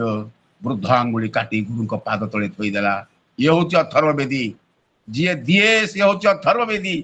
ଆଉ ଅଥର୍ବ ବେଦୀ ସମ୍ପର୍କରେ ଆମେ ମଧ୍ୟ ଜାଣୁ, ଅଥର୍ବଣ ଋଷିଙ୍କ ସମ୍ପର୍କରେ ଆମେ ଜାଣୁ ଯେ ଯିଏ ବିଶେଷ ଭାବରେ ଶତ୍ରୁ ବିନାଶକାରୀ, ସିଏ ହଉଛି ଅଥର୍ବ ବେଦୀ। ଯିଏ ହଉଛି ବ୍ରହ୍ମଚାରୀ, ବ୍ରହ୍ମବୀର୍ଯ୍ୟଶାଳୀ, ସିଏ ହଉଛି ଅଥର୍ବ ବେଦୀ। ଆଉ ଯିଏ ସମ୍ପତ୍ତି ରକ୍ଷଣକାରୀ, ସିଏ ହଉଛି ଅଥର୍ବ ବେଦୀ। ଇଏ ଭଗବାନଙ୍କର ବୃକ୍ଷ, ଇଏ ଭଗବାନଙ୍କର ନଦୀ, ଏ ଭଗବାନଙ୍କର ଜଳ, ଆକୁ ଯିଏ ରକ୍ଷା କରିବାର ବୁଦ୍ଧି ଯାହା ପାଖରେ ଥାଏ, ସିଏ ହଉଛି ଅଥର୍ବ ବେଦୀ। ଆଉ ଯିଏ ହଉଛି ସେହି ବ୍ରାହ୍ମଣ, ଯିଏ ରାଜକର୍ମ ସମ୍ପାଦନ କରେ ମର୍ୟାଦା ପୁରୁଷୋତ୍ତମ ରାମଚନ୍ଦ୍ରଙ୍କ ପରି, ସିଏ ହଉଛି ଅଥର୍ବ ବେଦୀ। ଆଉ ପକ୍ଷପାତ ଯିଏ କରେ ନାହିଁ, ସିଏ ହଉଛି ଅଥର୍ବ ବେଦୀ। ଆଉ ଯିଏ ବିଶେଷ ଭାବରେ ସଂସ୍କାରଶୀଳ, କୁସଂସ୍କାରକୁ ବିରୋଧ କରେ, ସିଏ ହଉଛି ଅଥର୍ବ ବେଦୀ। ଆଉ ବିଶେଷ ଭାବରେ ତତ୍ତ୍ୱବିତ୍ ଯିଏ, ସେ ହଉଛି ଅଥର୍ବ ବେଦୀ। ଆଉ ଯିଏ ରାଜନୀତି, ସମାଜନୀତି ଇତ୍ୟାଦି କରେ, ଆଉ ଗୋ ବ୍ରାହ୍ମଣ ହିତାୟ ଜଗତ୍ ହିତାୟ କୃଷ୍ଣାୟ ଗୋବିନ୍ଦାୟ ନମୋ ନମୋ, ଏମାନଙ୍କୁ ସୁରକ୍ଷା ଦିଏ, ଏମାନଙ୍କ କଥା ଚିନ୍ତା କରି, ସେ ହଉଛି ଅଥର୍ବ ବେଦୀ। ଆପଣମାନେ ବିଶେଷ ଭାବରେ ଜାଣିଛନ୍ତି, ଋକ୍ ବେଦ ହଉଛି ମନ୍ତ୍ରକାଣ୍ଡ। ଋକ୍ ବେଦ ଯୋଉଠି ସବୁ ଯାହା ହଉଛି ପଦ୍ୟମୟୀ, ଛନ୍ଦମୟୀ, ଗାୟତ୍ରୀ ଛନ୍ଦ, ପୁଷ୍ଣିକ ଛନ୍ଦ, ଅନୁଷ୍ଠୁପ ଛନ୍ଦ, ବୃହତି ଛନ୍ଦ, କୃଷ୍ଣୁପ ଛନ୍ଦ, ଏଇ ଛନ୍ଦ ହଉଛି ଋକ୍ ବେଦ। ଯଜୁର୍ବେଦ ହଉଛି ଗଦ୍ୟ, ଯାହା ଯଜ୍ଞ ଖଣ୍ଡ। ସାମବେଦ ହଉଛି ସଙ୍ଗୀତ ଖଣ୍ଡ। ଅଥର୍ବ ବେଦ ହଉଛି ଆପଣଙ୍କର ଆୟୁର୍ବେଦ ଶାସ୍ତ୍ର, आपण यज्ञ शास्त्र आपणकर सब किछि को जदि कौन सी वेद रे थाए सी हूँ अथर्ववेद ये अथर्ववेद रु अथर्वण बोली कहा जाइछि काहंकु ना आमे जहाँ को कहूचे विशेष भाव में जो ऋषिंकर अस्थिरु सृष्टि है वज्र सृष्टि है दधिची ये होउछिन से अथर्ववेदी अथर्वण दधिची एइथिपई कहले वज्रायुध धारण तमे करिछ भाई की मोर मारिकी देखियो असुर कला क्रोध स्मरण कला वृत्ता ना भ्रातृनाश शोक मोहे होई विरस बोलो इंद्र मो वचन सुन तू होई सावधान हे इंद्र तुम गदारे तुम ऐरावत हस्ती को पाठ शिखई सारी एइथुरु जानि पारुथिबो तापरे बार बार ता मुंडरे मो प्रहार देइनी बा तुम मुंडरे प्रहार देइनी जदि सही गदारे प्रहार देइथानी तुमर मध्य विनाश घटी सारी तांता किंतु मु पछरु मारिबा शिखिनी मु ऋषिपुत्र यज्ञपुत्र यज्ञ जन्म होइछि भगवान मो भितर अछंती किंतु सावधान ही शुण आ गोटे कथा गोटे पहाड़ देला पर आउ गोटे पहाड़ मु तुमको देइनी जदि देइथान ताल तुमर मृत्यु घटी तांता वृत्र कहउचंती कौन कहउचंती पारायण तो सुंदर भाव सुनिचंती गोटे दुईटी कथा कही मो वक्तव्य शेष कर देबी जे भाग्यवशर तु मोहर संग्रामे मिलिलु छामुर तोर भाग्य हे इंद्र तुमर भाग्य जे मो सहित तुमे युद्ध करिया को आसी पहुंची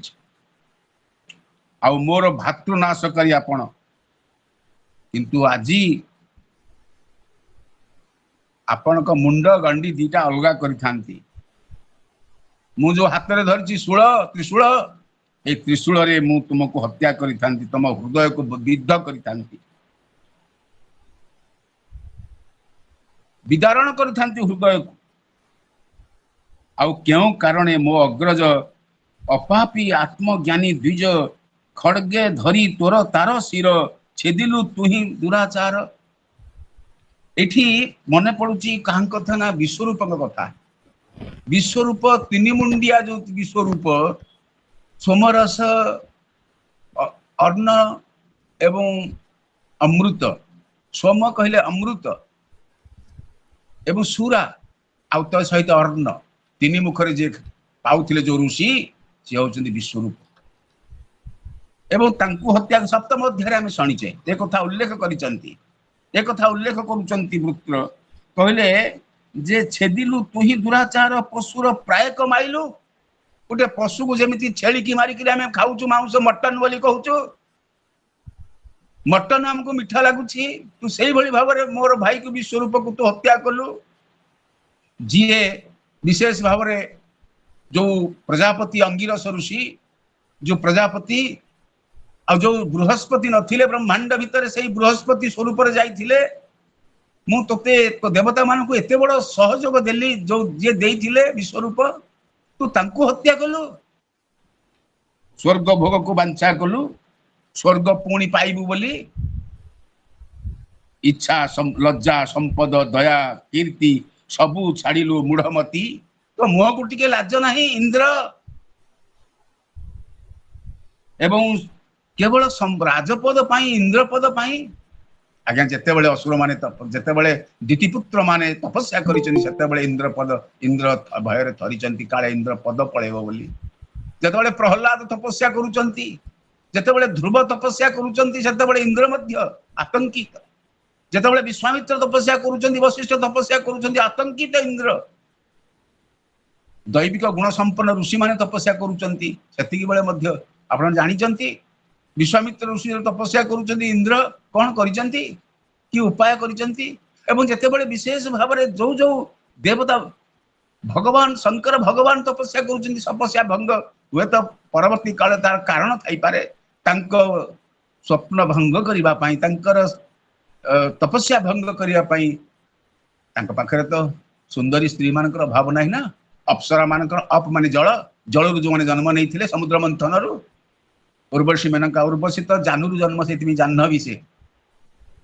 सुतराम जो ऋषि तपस जो अप्सरा माने थिले तांको पठेकरी ସେମାନଙ୍କ ତପଭଙ୍ଗ କରିଛ। ତେମେ ସବୁ ଛାଡ଼ିଲୁ ମୂଢ଼ମତି, ଆଉ ମୋର ତ୍ରିଶୂଳେ ତୋ ଶରୀର ନାଶ ହୋଇବ ଦୁରାଚାର। ଇନ୍ଦ୍ରଙ୍କୁ ଗୋଟିଏ ଉପାଧି ମିଳିଲା ଏଠି, ବୃତ୍ରାସୁର ଉପାଧିଟି ଦେଲେ, କହିଲେ ହେ ଦୁରାଚାର, ଯେ ଆଚାର, ଖରାପ ଆଚରଣ ଯୁକ୍ତ, ସେ ଖରାପ ଆଚରଣ ଯୁକ୍ତ ବୋଲି ଇନ୍ଦ୍ରଙ୍କୁ କୁହାଯାଇଛି। ଦେବତା ମାନଙ୍କର ଯିଏ ରାଜା, ଯିଏ ସଚିପତି,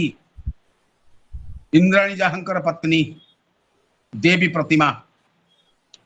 ଏବଂ ଅଗ୍ନି ନ କରିବ ଦହନ, ନାଶ ହୋଇବ ଦୁରାଚାର। ଅଗ୍ନି ନ କରିବ ଦହନ, ଖାଇବେ ଗୃଧ୍ର କୃମି ଶ୍ୱାନ। ଅପରାଧ କଲେ କଣ ହୁଏ? ଅଗ୍ନିରେ ଦହନ ହେଇପାରିବେ ନାହିଁ। ଅଗ୍ନି ଲିଭିଯିବ ବର୍ଷାରେ, ଅଗ୍ନି ଲିଭିଯିବ, ଅଗ୍ନି ପ୍ରଜ୍ୱଳିତ ହବ ନାହିଁ। ଯେମିତି ଲକ୍ଷ୍ମୀ ପୁରାଣରେ ମା ମହାଲକ୍ଷ୍ମୀକୁ ବିନା ଅପରାଧରେ ତୁମେ ଶ୍ରୀମନ୍ଦିର ଛାଡ଼ିବା ପାଇଁ କହିଲ, ମା କହିଲେ ଏତିକିରେ ହବନି ମ,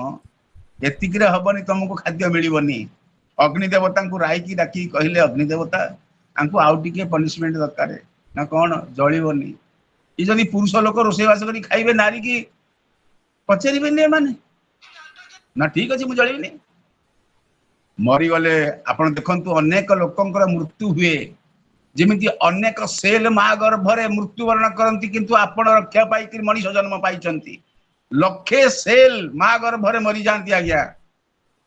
ଗୋଟିଏ ସେଲ ଆପଣ ସମ୍ପୂର୍ଣ୍ଣ ଭାବରେ ଭଲ ଆଖି, ଭଲ କାନ, ଭଲ ନାକ, ଭଲ ପାଟି, ଭଲ ହାତ, ଭଲ ଗୋଡ଼ ହେଇକିରି ଆପଣ ଜନ୍ମ ହେଇଛନ୍ତି। ଭଗବାନଙ୍କର କର୍ତ୍ତୃତ୍ୱ ନାହିଁ।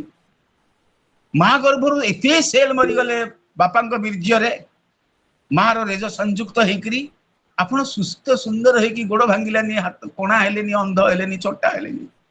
ସମ୍ପୂର୍ଣ୍ଣ ସ୍ୱୟଂ ସମ୍ପୂର୍ଣ୍ଣ ହେଇକି ଆପଣ ଜନ୍ମ ହେଲେ। ଭଗବାନ ପାଖରେ କୃତଜ୍ଞତା ନାହିଁ? ହେ ଇନ୍ଦ୍ର, ଅପରାଧ କଲୁ, ମୋ ସୈନ୍ୟ ମାନଙ୍କୁ ପଛରୁ ମାରିଲୁ, ମୋ ଭାଇକୁ ତମେ ମାରିଲ। ତୁମକୁ ଖାଇବ ଅଗ୍ନି, ତମକୁ ଜଳେଇ ପାରିବ ନାହିଁ। ଗୃଧ୍ର କୃମି ଶ୍ୱାନ, କୁକୁର ଖାଇବ। କୃମି କହିଲେ ଦେହରେ କୃମି ହେଇଯିବ। ମହାପ୍ରଭୁ ଜଗନ୍ନାଥଙ୍କର ଗୋଟିଏ ଶିଳା ଅଛି, ସେ ଶିଳାଟି ହଉଛି ମୁକ୍ତି ଶିଳା। ଯେତେ ଗୋଟିଏ ଶିଳା ଅଛି, ଯମଶିଳା ଅଛି, ପିତୃଶିଳା ଅଛି, ସେଥିରେ ଗୋଟିଏ ଅଛି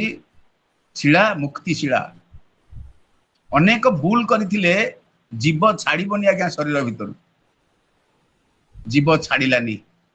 ବ୍ରାହ୍ମଣ ପଣ୍ଡିତ ମାନେ କହିଲେ, ବାପା ତମେ କଣ କହୁଛ? ବାପାଙ୍କୁ ଆସିକି 102 ବର୍ଷ 5 ବର୍ଷ ହେଲାଣି, ବାପା କେମିତି ଅଛନ୍ତି? ନା ବାପା ଭଲରେ ଅଛନ୍ତି ନୁହେଁ, ଭଲରେ ନାହାନ୍ତି। ନା ତମେ ସ୍ୱାମୀ ସ୍ତ୍ରୀ କଣ ଚାହୁଁଛ? ନା ବାପା ଆମର ସେମିତି ବଞ୍ଚିଥାନ୍ତି। ଯାଇ ଘରେ ଦେଖିଲେ ତାଙ୍କ ଦେହ ସାରା କୁର୍ମି, ମାଂସ ସବୁ ହାଡ଼ ଦେହରେ ଅଛି, ଖାଲି ମାଂସ ସବୁ କୁର୍ମି ହେଇଯାଇଛନ୍ତି, ପଚିଗଲାଣି ଦେହଟା, କିନ୍ତୁ ଜୀବ ଛାଡୁନି। ପୁରୀରେ ଜଣେ ବିଦ୍ୱାନ ପଣ୍ଡିତ,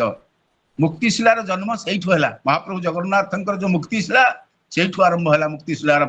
କର୍ତ୍ତୃତ୍ୱ। ସେ କହିଲେ ଯେ ଶ୍ଵେତ ଗଙ୍ଗା ନିକଟରେ ଥିବା ସେଇ ଯୋଉ ମୁକ୍ତିଶିଳା,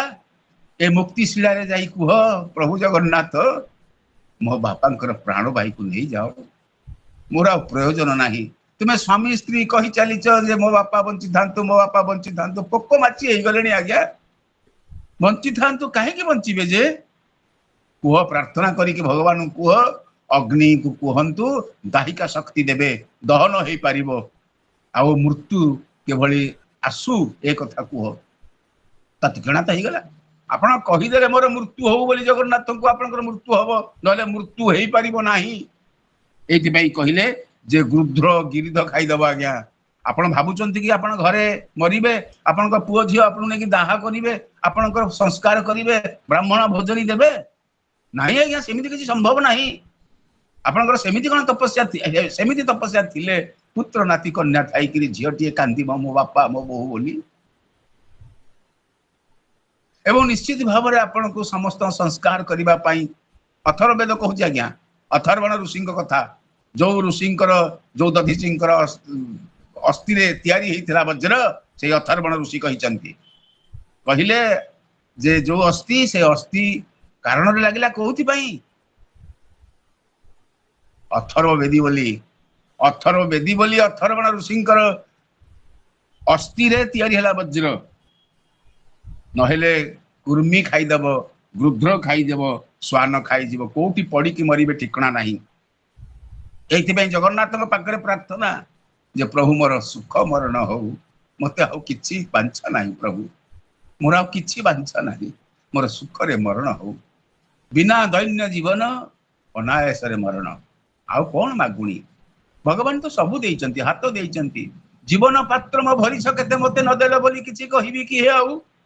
आपण सबु मते देइचंती कोन देइ नांती सुख रे मरण टिके दियंतु प्रभु एइथिପାଇଁ कहउचंती पुत्र जेते तो संगे दुष्ट जने शस्त्र धरिण छंती रणे माने अस्त्र कहले हाथ रे धरि करी शस्त्र कहले फिंगी की मारिया पई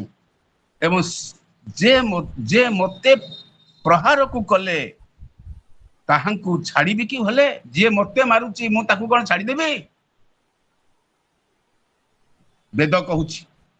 कहउचंदी सठम साठी समाचारे ठकम ठकात किंतु मु कहिबी नाही आहा हा हा वृत्रासुर कहउची इंद्रंकु कले खड्ग त्रिशूल प्रहारी कंध छेदिबी हां करी जो माने मो सैन्य मानकु पछुरु मारिचंती आउ आपण जे भली भाव हत्या करिबा पई मो सामने रे ठिया हिचंती मु निश्चित भाव त्रिशूल प्रहार करी करी कोन करिबी खड्ग रे त्रिशूल रे प्रहार करी की कांध छेदी देबी किंतु किंतु ए अनंत रे पाई ज्ञान इंद्रंको बोलई वचन ज्ञान हे गला मु जीव मारण करिबी नाही पछरु तुमे मारिच मु पछरु मारिबी नाही इंद्रंको बुद्धि सिखौची पुत्रासुर ओ इंद्र देवंक ठाकुर कुली से माने वज्र कुली से मोर शिरर मते मारी दियो हे इंद्र मते मारिबा पई जो अस्त्र तयारी हेचंती अथर्व वेदर जे स्रष्टा से होचंती दधीची से दधीचीଙ୍କ द्वारा तयारी हेतिबा जो वज्र से वज्र शीघ्र मार मते मारी दियो रावण कहूची मर्यादा पुरुषोत्तम रामचंद्र को प्रभु एते डेरी काहे करूचंती वज्र निक्षेप करिबा पई नाराज निक्षेप करिबा पई मु आपनको सम्मुख रे ठिया हेची प्रभु मु एथि पई प्रतीक्षा करिची आ मां लक्ष्मी को तो नहीं आसी अशोक वाटिका को आस प्रभु आस मते समाहित कर प्रभु कहले केमिति मु तो हृदय भितर अछि कि भली भाबरे तो हृदय तोर तोर कुंभक को मु कि भली भाबरे वज्र निक्षेप करिवि निक्षेप करू नाहंती कपि माने कहउचंदी प्रभु निक्षेप कर विभीषण कहउचंदी निक्षेप कर देवता माने कहउचंदी प्रभु एई मुहूर्त रे निक्षेप कर जार रथ भांगी जाइछि जे तळ भूमिशायी हवा को जाउछि एई समय हत्या कर भगवान किंतु बद्ध कले नाही भगवान बद्ध कले नाही कहले अपराध होई जीव मनर कथा मने रखी करी जो समय प्रयोजनता अछि से समय तांको समाहित करिसंती निज भीतर को नैचंती वज्र निक्षेप करिसंती एथि पई कहले कुली से मोर शिरहर कुलिस माने वज्र वज्र रे मो बेक को काटी दियो वृत्रासुर कहूची इंद्रंकु हे इंद्र तुमे जो वज्र रखिछ से होची मो ऋषि भाईर अस्त्र दधीचिंकर हाड़ रे तयारी अस्त्र आत्मा को बलि मोहि देवी धीरंक चरण भजिबी मते मारी देले मु जो क्रोधरु जन्म हेची मु यज्ञरु जन्म हे जो क्रोध करिछि कोन हबी ना मु धीर हे जीवी आ भगवान कर चरण भजन करिवि आहा असुरटे कहूची आज्ञा इंद्र को पाठ शिखौची कहले मु भजन करिवि श्रीमन्नारायण श्रीमन्नारायण श्रीमन्नारायण श्रीमन्नारायण ओम नमो भगवते वासुदेवाय एक कथा आपण पूर्व अध्याय सुनिचंती ना 8 अध्याय भगवान पूर्वरु कहि सारिचंती भो देव देवंक ईश्वर वज्र किं पाई न प्रहार अग्रे जे अछि उभा हुई संशय कर कहीं पाई मु आपनको सामने रे ठिया हेची वज्र निक्षेप कर एही होची सुवर्ण सुजोग हे इंद्र मते बद्ध कर केही आज्ञा केबे कहिबो कि काहाकू शत्रु को कहिबो मते तू मारे किंतु वृत्रासुर कहूची मते मार मारिले मु ता चरण पंकज को जीवी भगवान को नाम स्मरण करू करू मोर मृत्यु ही जाए ताहाले मोर सौभाग्य बोली मु अणिमी गदा प्राय वज्र न मणि वज्र मो मरण कारण मन गदा प्राय वज्र न मण आउ ए जो गदा रे मु मारिली ए भली भाबनी आउ वज्र होची मोर मरण मु जानिची मोर मरण केते बेले आके जानिबा आपनकर मरण तपस्या थिले सिना जानिबे प्राणायाम सूत्र जानिथिले सिना सुनिबे श्रीमद् भगवत गीता सिना पढ़िथिले जानिबे श्रीमद् भागवत महापुराण को पढ़िथिले सिना जानिबे केते बेले मरण हबो आज्ञा भविष्य कथा कहीं कहि परिबे नै किंतु कहि परिबे आज्ञा जानि परिबे केते बेले मरण हबो वृत्र कहूची मु जानिची मोर मरण वज्र मार मु मोर मरण हबो आपणा तेजे वज्रधर दधिची तपे तेज घोर से दधिची ऋषिंकर अस्ति तेजियान अस्ति अथर्व वेदर अस्ति जहाँ बार बार कहूची सुरक्षा सुरक्षा सुरक्षा जीवर सुरक्षा विष्णु जंत्रित देववर विजय होइब तुम्भर तुम्हें जय कर प्रभु भगवान श्री कृष्ण कहउचंती हे अर्जुन तुम्हें न मारिले मध्य मु मारिदेवी एमानक माने मुद्दा जिंदा लाश माने मो सामने ठिया होइचंती किंतु तुमर विजय हो हे अर्जुन तुमर विजय हो तुम्हें युद्ध कर मु कहूची तुम्हें युद्ध कर बड़ विकल होई कि भगवान कहउचंती अर्जुन को भगवत गीता रे तुम्हें युद्ध कर आम देह भितर कु सहित सुर युद्ध हबनी कु को मारिबानी काम क्रोध लोभ मोह मद माश्चर्य ईर्षा को आम मारिबानी भगवान तो ताही कहले अर्जुन को आसंतु सुनिबा वृत्र आउ कौन कहूची विजय होइब तुम्भर तुम्हें विजयी हे जीव इंद्र तुम इंद्र पद पुणी प्राप्ति हे जीव आपणकर आउ आपणकर भय रहिबो नाही आ शंकर शरण जथोचिते जहा से कहिछंती मोती मते शंकर भगवान एक कथा कहिछंती आ श्री कृष्ण पाद पंकज रे मन मु निवेशी विस्थिरे शंकर भगवान मते कहिछंती दधिचिंग अस्त्र रे वज्र हेछि रे वृत्रासुर सुतरां किंतु मृत्यु हे गेले श्री कृष्णंकर आदि नारायण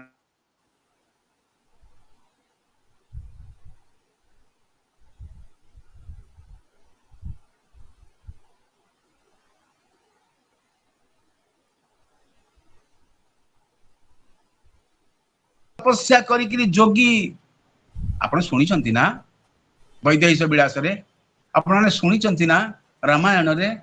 मर्यादा पुरुषोत्तम रामचंद्र को देखिक ऋषि माने कहले आमे तुमर पत्नी हबु मर्यादा पुरुषोत्तम रामचंद्र कहले मोर एक पत्नी व्रत तुम्हें जो बांछा करिछ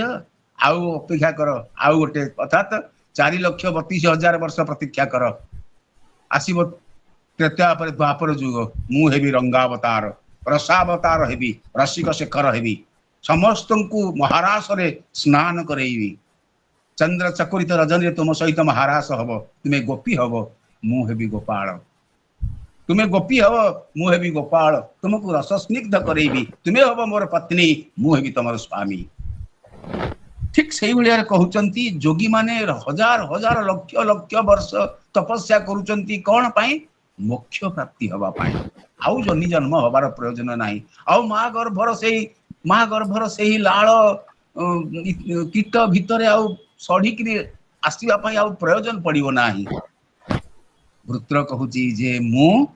जेते जे गति गति कहले मुक्ति जे गति जोगी जोगे पाई जोग द्वारा जोगी जहा पाउची से गति पाइबई मुहि तुम सामने ठिया है इंद्र तुम्हें से वज्र रे से दधिचिंकर से अथर्व वेद द्वारा मते बद्ध कले मु गति पाई जीवी सहस्र सहस्र नुह हजार हजार वर्ष तपस्या करी जोगी जो जोग द्वारा जो गति पाए मोर ही जीव सहज रे ही जीव मते मारी दियो तिनि भुवने प्राणी कर तिनि भुवन स्वर्ग मर्त्य पाताल तिनि भुवन प्राणी कर बहुत संपद जहार आउ उद्वेग आदि व्याधि आहार कली व्यसन जे अपार ए तिनि भुवन रे अच्छी कौन ना अच्छी संपद जेते संपद आपणकर अच्छी संपद बोली बुझिबा विविध प्रकार संपद जमी को संपद कहती पुत्र कन्या को संपद कहती चाकरी की संपद कहती आउ संपद कहती विभूति को मध्य संपद कहती किंतु जेते विषयगत संपत्ति मायागत संपत्ति बा कलिहत संपत्ति ए संपत्ति कौन करे उद्वेग तैयारी करे घरे ताला पकेनी चोर पशिजीव काले बलांगीर तो घर आसी मुझे बालेश्वर आसी साहित्यिक कवि बंधु परिवार को आसी घरे ताला पकई नथिली माँ कौन करवा जिते बड़े आपण विकल होकरी कहे प्रणति माँ क्या पठेगा टिके तो मुझे सभा छाड़ी जीविनी कारण मु तो भागवत सभा छाड़ी तो जीवी जमा जीविनी मो घर जहाँ हो जाऊ कि मोर घरटा दरकार एपटे कि सभाटा दरकार भागवत कहि रामचरित कहि गीता ता भितर उद्वेग बढ़िबो ता भितर आधि बढ़िबो व्याधि बढ़िबो ता भितर गर्व बढ़िबो आर आउ कली व्यसन से अपार ए कली जुगर जेते व्यसन अछि कली जुगर व्यसन कहले जेते प्रकार भोग करिवार द्रव्य अछंती तरुणी तनया एवं जहाँ को कहती आपण माने जानिचंती कांचन कामिनी कामिनी कांचन ये होची आदि व्याधि कारण व्यसन कारण जेते खाइबे खांतु मटन आज्ञा जेते खाउचंती खांतु मद जेते जेते तंटी पुरे खाउचंती खांत आउ जेते आहार निद्रा भय मैथुन रहउचंती रहंतु आज्ञा भगवान को पाखुरु सेते दूरे दूरे जाउची आत्मा सेते दूरे दूरे आपण जाउचंती जेते दुर्लभ से प्रभु प्रसाद तेणु लभंती अप्रमाद अप्रमाद रे ता मिले मते सेही दुर्लभ संपत्ति मिलिबो मु प्रभुंकर प्रार्थना करिवि अहरह कहिवि से दिन रत्नाकर वाल्मीकि हेला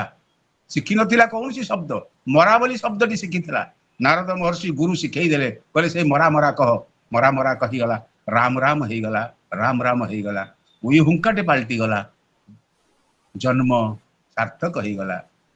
महाकवि वाल्मीकि रे परिणत हला ये होती नाम रो महिमा स्तुति कला केवल से भितर कहला मु काहे कि मनीष मारिबी मो पेट खंडाक पाई मो स्त्री मोर हेलानी मो बापा मोर हेलानी मो माँ मोर हेलानी मो पिला छुआ मोर हेलेनी मो पिंड पाई मु दायी सुतराम मु जीवी शरणागति रे जीवी जेतेबेले विषाद आसीबो आज्ञा सेतेबेले आपण निश्चित भाव घरे थिले मध्य घर गृह सब किछि आपण न्यास करिवे आकु सन्यास धर्म कहंती तेणु लभंती अप्रमाद प्रमाद रे आमे अछु जदि भगवत शरणागति रे जीवु ताहाले अप्रमाद हबो अप्रमाद हबो आउ भो प्रभु तुम्भ पद्म पादे स्तुति करूची किए वृत्रासुर भृत्यर भृत्य मो आनंदे मु भृत्यर भृत्य महापुरुष अष्टांग कहिछन सुंदर भाव रे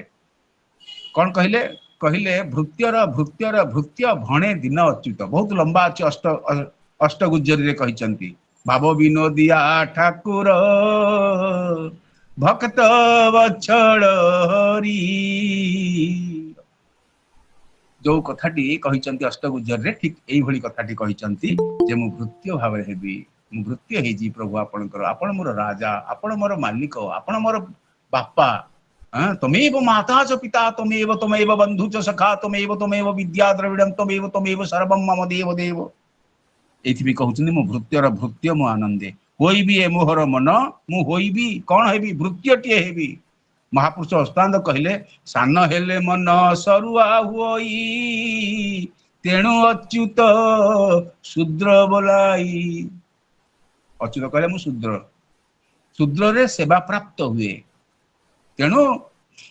शूद्र देह रे कौनसी अप्रमाद आसे नाही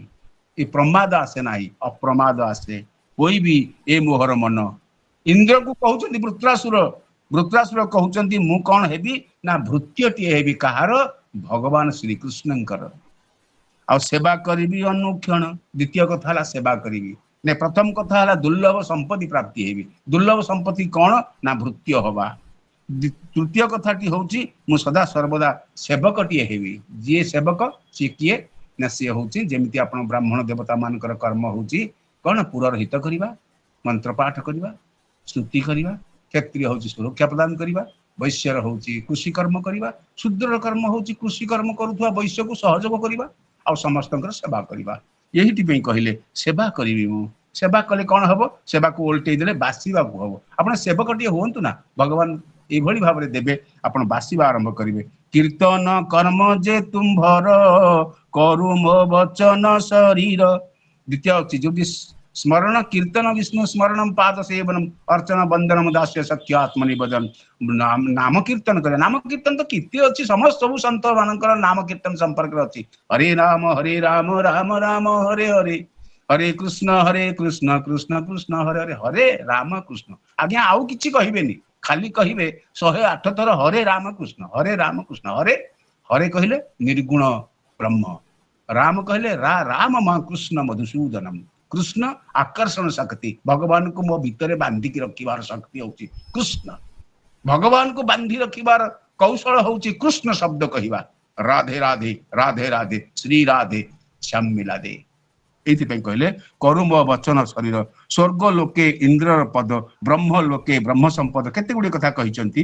कहले मते मोर स्वर्ग दरकार नाही मोर ब्रह्म लोक दरकार नाही मो पाताल लोक दरकार नाही मोर सप्तदीप दरकार नाही एवं मोर आपनकर पाद दरकार एथि पे महापुरुष अष्टांग गोटे सुंदर सुंदर संगीत लिखिचंती से सुंदर सुंदर संगीत भितर एई मन चतुर्धामूरति हो मूढ़मती एई मन चतुर्धामूरति हो मन कहे चैतन हेतु रे देखिबु ब्रह्म ए तत्वचारी वेदेण दंडीव नाही समन सनकादि मुनि ध्याउछंती हो मूढ़मती एई मन चतुर्धामूरति हो चारिटी वेदरे पुणी कहले नखोल तड़ाग कूप देउल तोटा न रोप थापना दियोना थाप नजा वृंदावन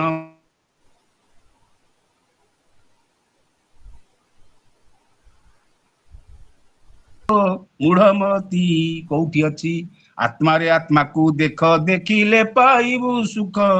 तोर देह तू ही देख दिशु अच्छी जक जक भाभी कहे पामर अच्युत हे मूढ़मती ए मन चतुर्धामूरति हो ठीक से बेले गुप्त कहउचंती कहले मोर ब्रह्म लोक दरकार नाही मोर स्वर्ग लोक दरकार नाही मोर पाताल लोक दरकार नाही मोर सप्तदीप दरकार नाही सप्त सागर दरकार नाही ब्रह्मा ब्रह्म ब्रह्म रूप ब्रह्मा हेबी नाही मु तो पादरे शरण देवी जोग सिद्धि अबा मुख्यरे कार्य मो नाही एहांकरे मोर जोग सिद्धि बा दरकार नाही मोर जोग साधना करिबा पाई मु गोटे जोगी हेबी ताहा मध्ये मु चाहू नाही मु चाहूची मोक्ष पाइबी सीधा सड़क ब्रह्मास्त्र प्रयोग कर ए वज्र प्रयोग कर एकांत चिंती तुम पाद बांछा करई चक्रायुध हे चक्रधारी मते बांछा करिवे तुमे जदि मारी दियो मते अकात पक्ष खग जेमिति शाबक अर्थात छुआ हेथिबा पक्षीटा अर्थात जार पर कहलिनी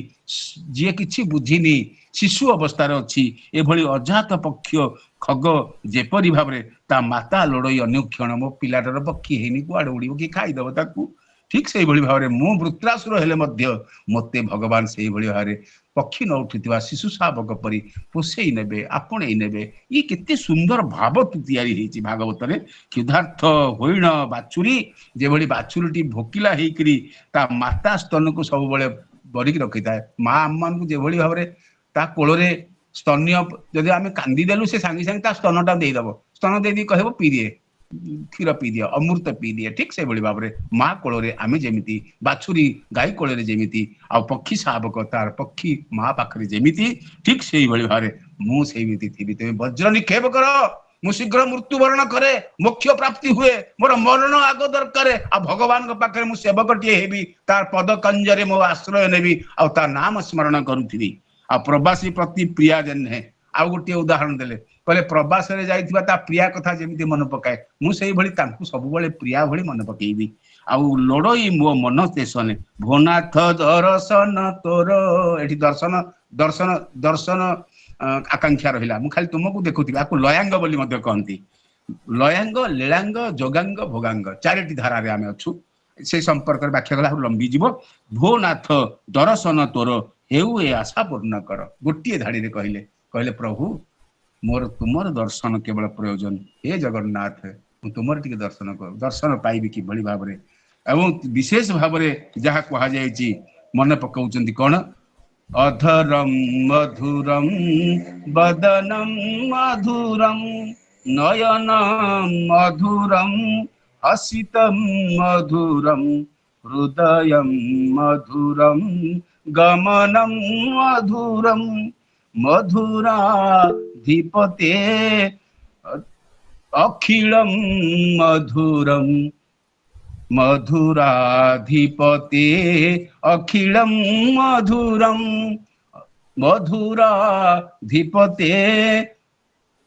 अखिलम मधुरम संपूर्ण ब्रह्मांड मधुरमय हो आपणकर मधुर रूप को दर्शन कले ये कहले हेउ भो नाथ दर्शन तोर हेउ ए आशा पूर्ण कर भो प्रभु कमल लोचन तो पादे रहु मोर मन जेतबेले पारायण होउतिला मझिरे मझिरे कहूतिले गोविंद गोविंद गोविंद पदम गळुसी मकरंद से मकरंद पान करी हेले तोरिले गोपनारी आज्ञा एई कहिथिबी कहिसंती पादवंदना बोली कहिसंती कोन पादवंदना जे महापुरुष अष्टांग सुंदर भाव पाद वंदना करिसंती कहले जो पाद वंदनाटी आमे ताकू विशेष भाव लक्ष्मी को वंदना बोली कहू लक्ष्मींकर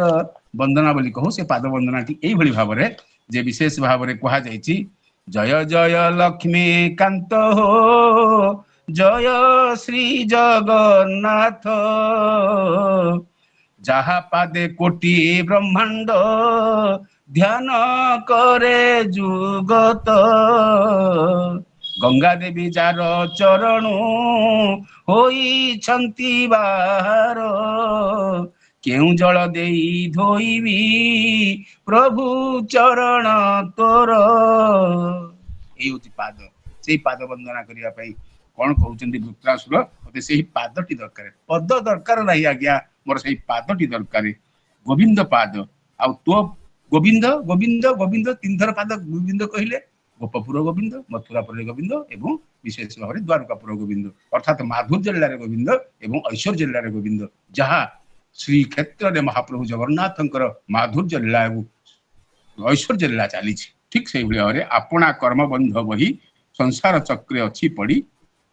एमंत पापी मु केवल जन्म ही गोटे संसार बंधन भितर एमंत पापी मुही जहूँ उत्तम साधु संग हे तुम्हें मारिदेले मते अथर्वणंकर से अस्थिर द्वारा तैयारी हेतिबा वज्र रे मारिदेले मु कौन हेबी ना विशेष भाव में उत्तम साधु संग पाइबी ए जीवन और रहिबनी वृत्रासुर जीवन मोर रहिबा प्रयोजन नहीं दारा तनय गृहे मोर दारा तनय दारा कहले पत्नी तनय कहले पुओ गृहे मोर भूनाथ मन मोन कर अर्थात गृह रे मते रखनी माया मते हत कर दियो मते मारी दियो शीघ्र मु तुम पाखु जाए बोलोई दास जगन्नाथ इंद्र वृत्रासुर चरित असुर वाणी सुधामय पारायण बड़े शुणुथिबे आपण सुधा कहले अमृत अमृत कोठी अछि आज्ञा एठी अछि अमृत भागवत रे अछि अमृत आ ए भाव रे अछि अमृत भगवत शरणागति रे अछि अमृत भगवान का स्तुति गान अच्छे अमृत भगवान नाम स्मरण अच्छे अमृत ये होची असुर वाणी याकू कहती वृत्रासुर वाणी वृत्रासुर क्या शिखाऊँ पाठ ना इंद्र को शिखाऊँ देवता जी हूँ देव देव इंद्र देवता बा सचिपति को शुणाऊँ शुणी सकल पापक्ष जदि शुणिबे कहार ना वृत्रासुर भगवान भगवान विराट पुरुष से जगन्नाथ उद्देश्य कही वाक्य को जे श्रवण करे कौन हम तार पाप क्षय पाप क्षय घटिले भगवान को शरणागति मिल आ भुवन मंगल ए बाणी शुणी संसार तर प्राणी या शुणिले मुक्ति मिल जाए कथा कही भागवत रे अनेक कथा मत आहरी कहवाकूला किंतु समय मोर अतिक्रांत हो जाउची इति श्रीमद् भागवत महापुराणे परमहंस संहिता षष्ठ स्कंदे वृत्र से उपदेश पुत्र से इंद्रोपदेश पुत्र और इंद्र उपदेश नाम 11 अध्याय नाथ जय जगन्नाथ जय जगन्नाथ जय जगन्नाथ नमो नारायण नमो नारायण नमो नारायण नमो नारायण नाम और नामी एक पवित्र जय जगन्नाथ जय जगन्नाथ जय जगन्नाथ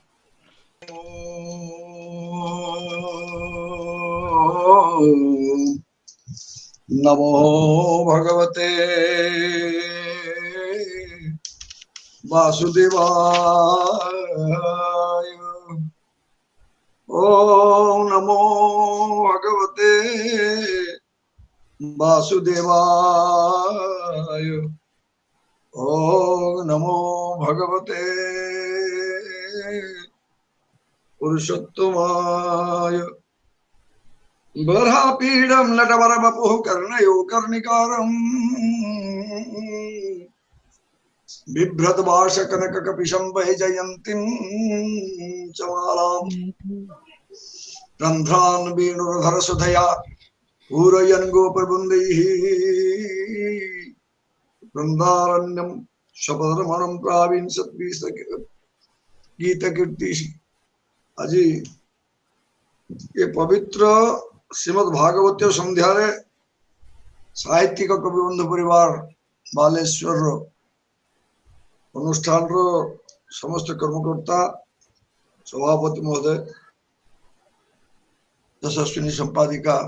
प्रणतिमा प्रणाम बाबा प्रणाम एवं अन्य समस्त पंडित मंडली को विशेषकर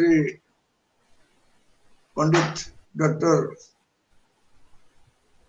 निरंजन साहू महोदय को पद्मा पाणिग्राही जी को एवं अन्य जिते भी अच्छा समस्त को मोर अंतर प्रणाम ज्ञापन करुच्ची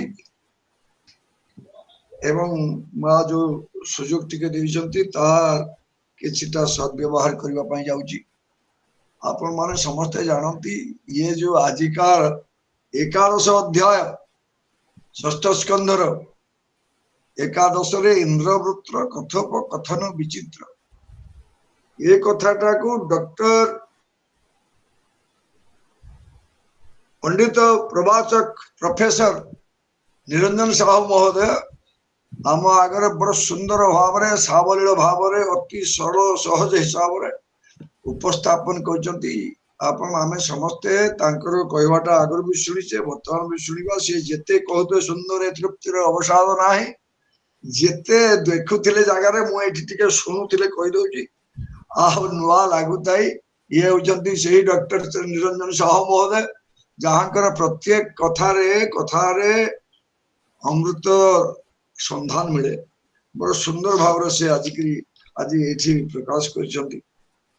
केवल से जहाँ कहते दी पद न कहले मत भल लगे ना तेणु कही कौन कहना विशेषकर ये जो कलिहत मानव केमती मुक्ति प्राप्त हम से कथाटा वृत्रासुर मुहरे प्रकाश कर डॉक्टर निरंजन साहू महोदय देखु गत अध्याय वृत्रासुर को मारिबा इंद्र ब्रज प्राप्त होती दधीची युद्ध हो प्रबल युद्ध रे देवगण असुरगण ऊपर भारी पड़ती एवं समस्ते पलाउंट असुर सैन्य पलाउंट एवं वृत्रासुर देखिक कहूँ बड़ सुंदर कथा जगन्नाथ दासंकर ये कहले एमंत देखी वृत्रासुर सैन्य को बोल उत्तर हे विप्रचित्ति अनर्बन नमुची शुण मो वचन जात जे होई संसार मरण ध्रुवटी ताहार मृत्यु जे द्वितीय प्रकार संसारे बोलती जे सार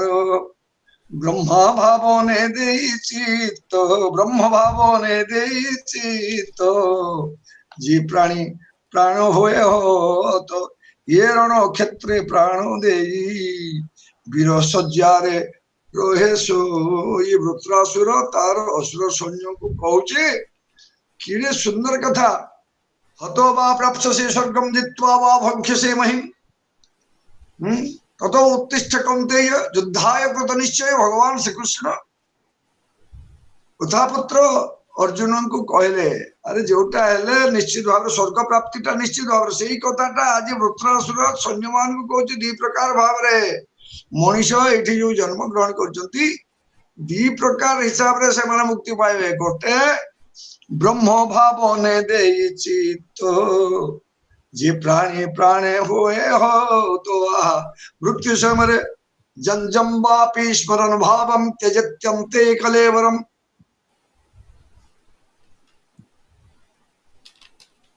अंत काले जो मामेवं स्मरण मुक्त्वा कलेवरम सज प्रजाति त्यजन देहम सजाति परमाम गतिम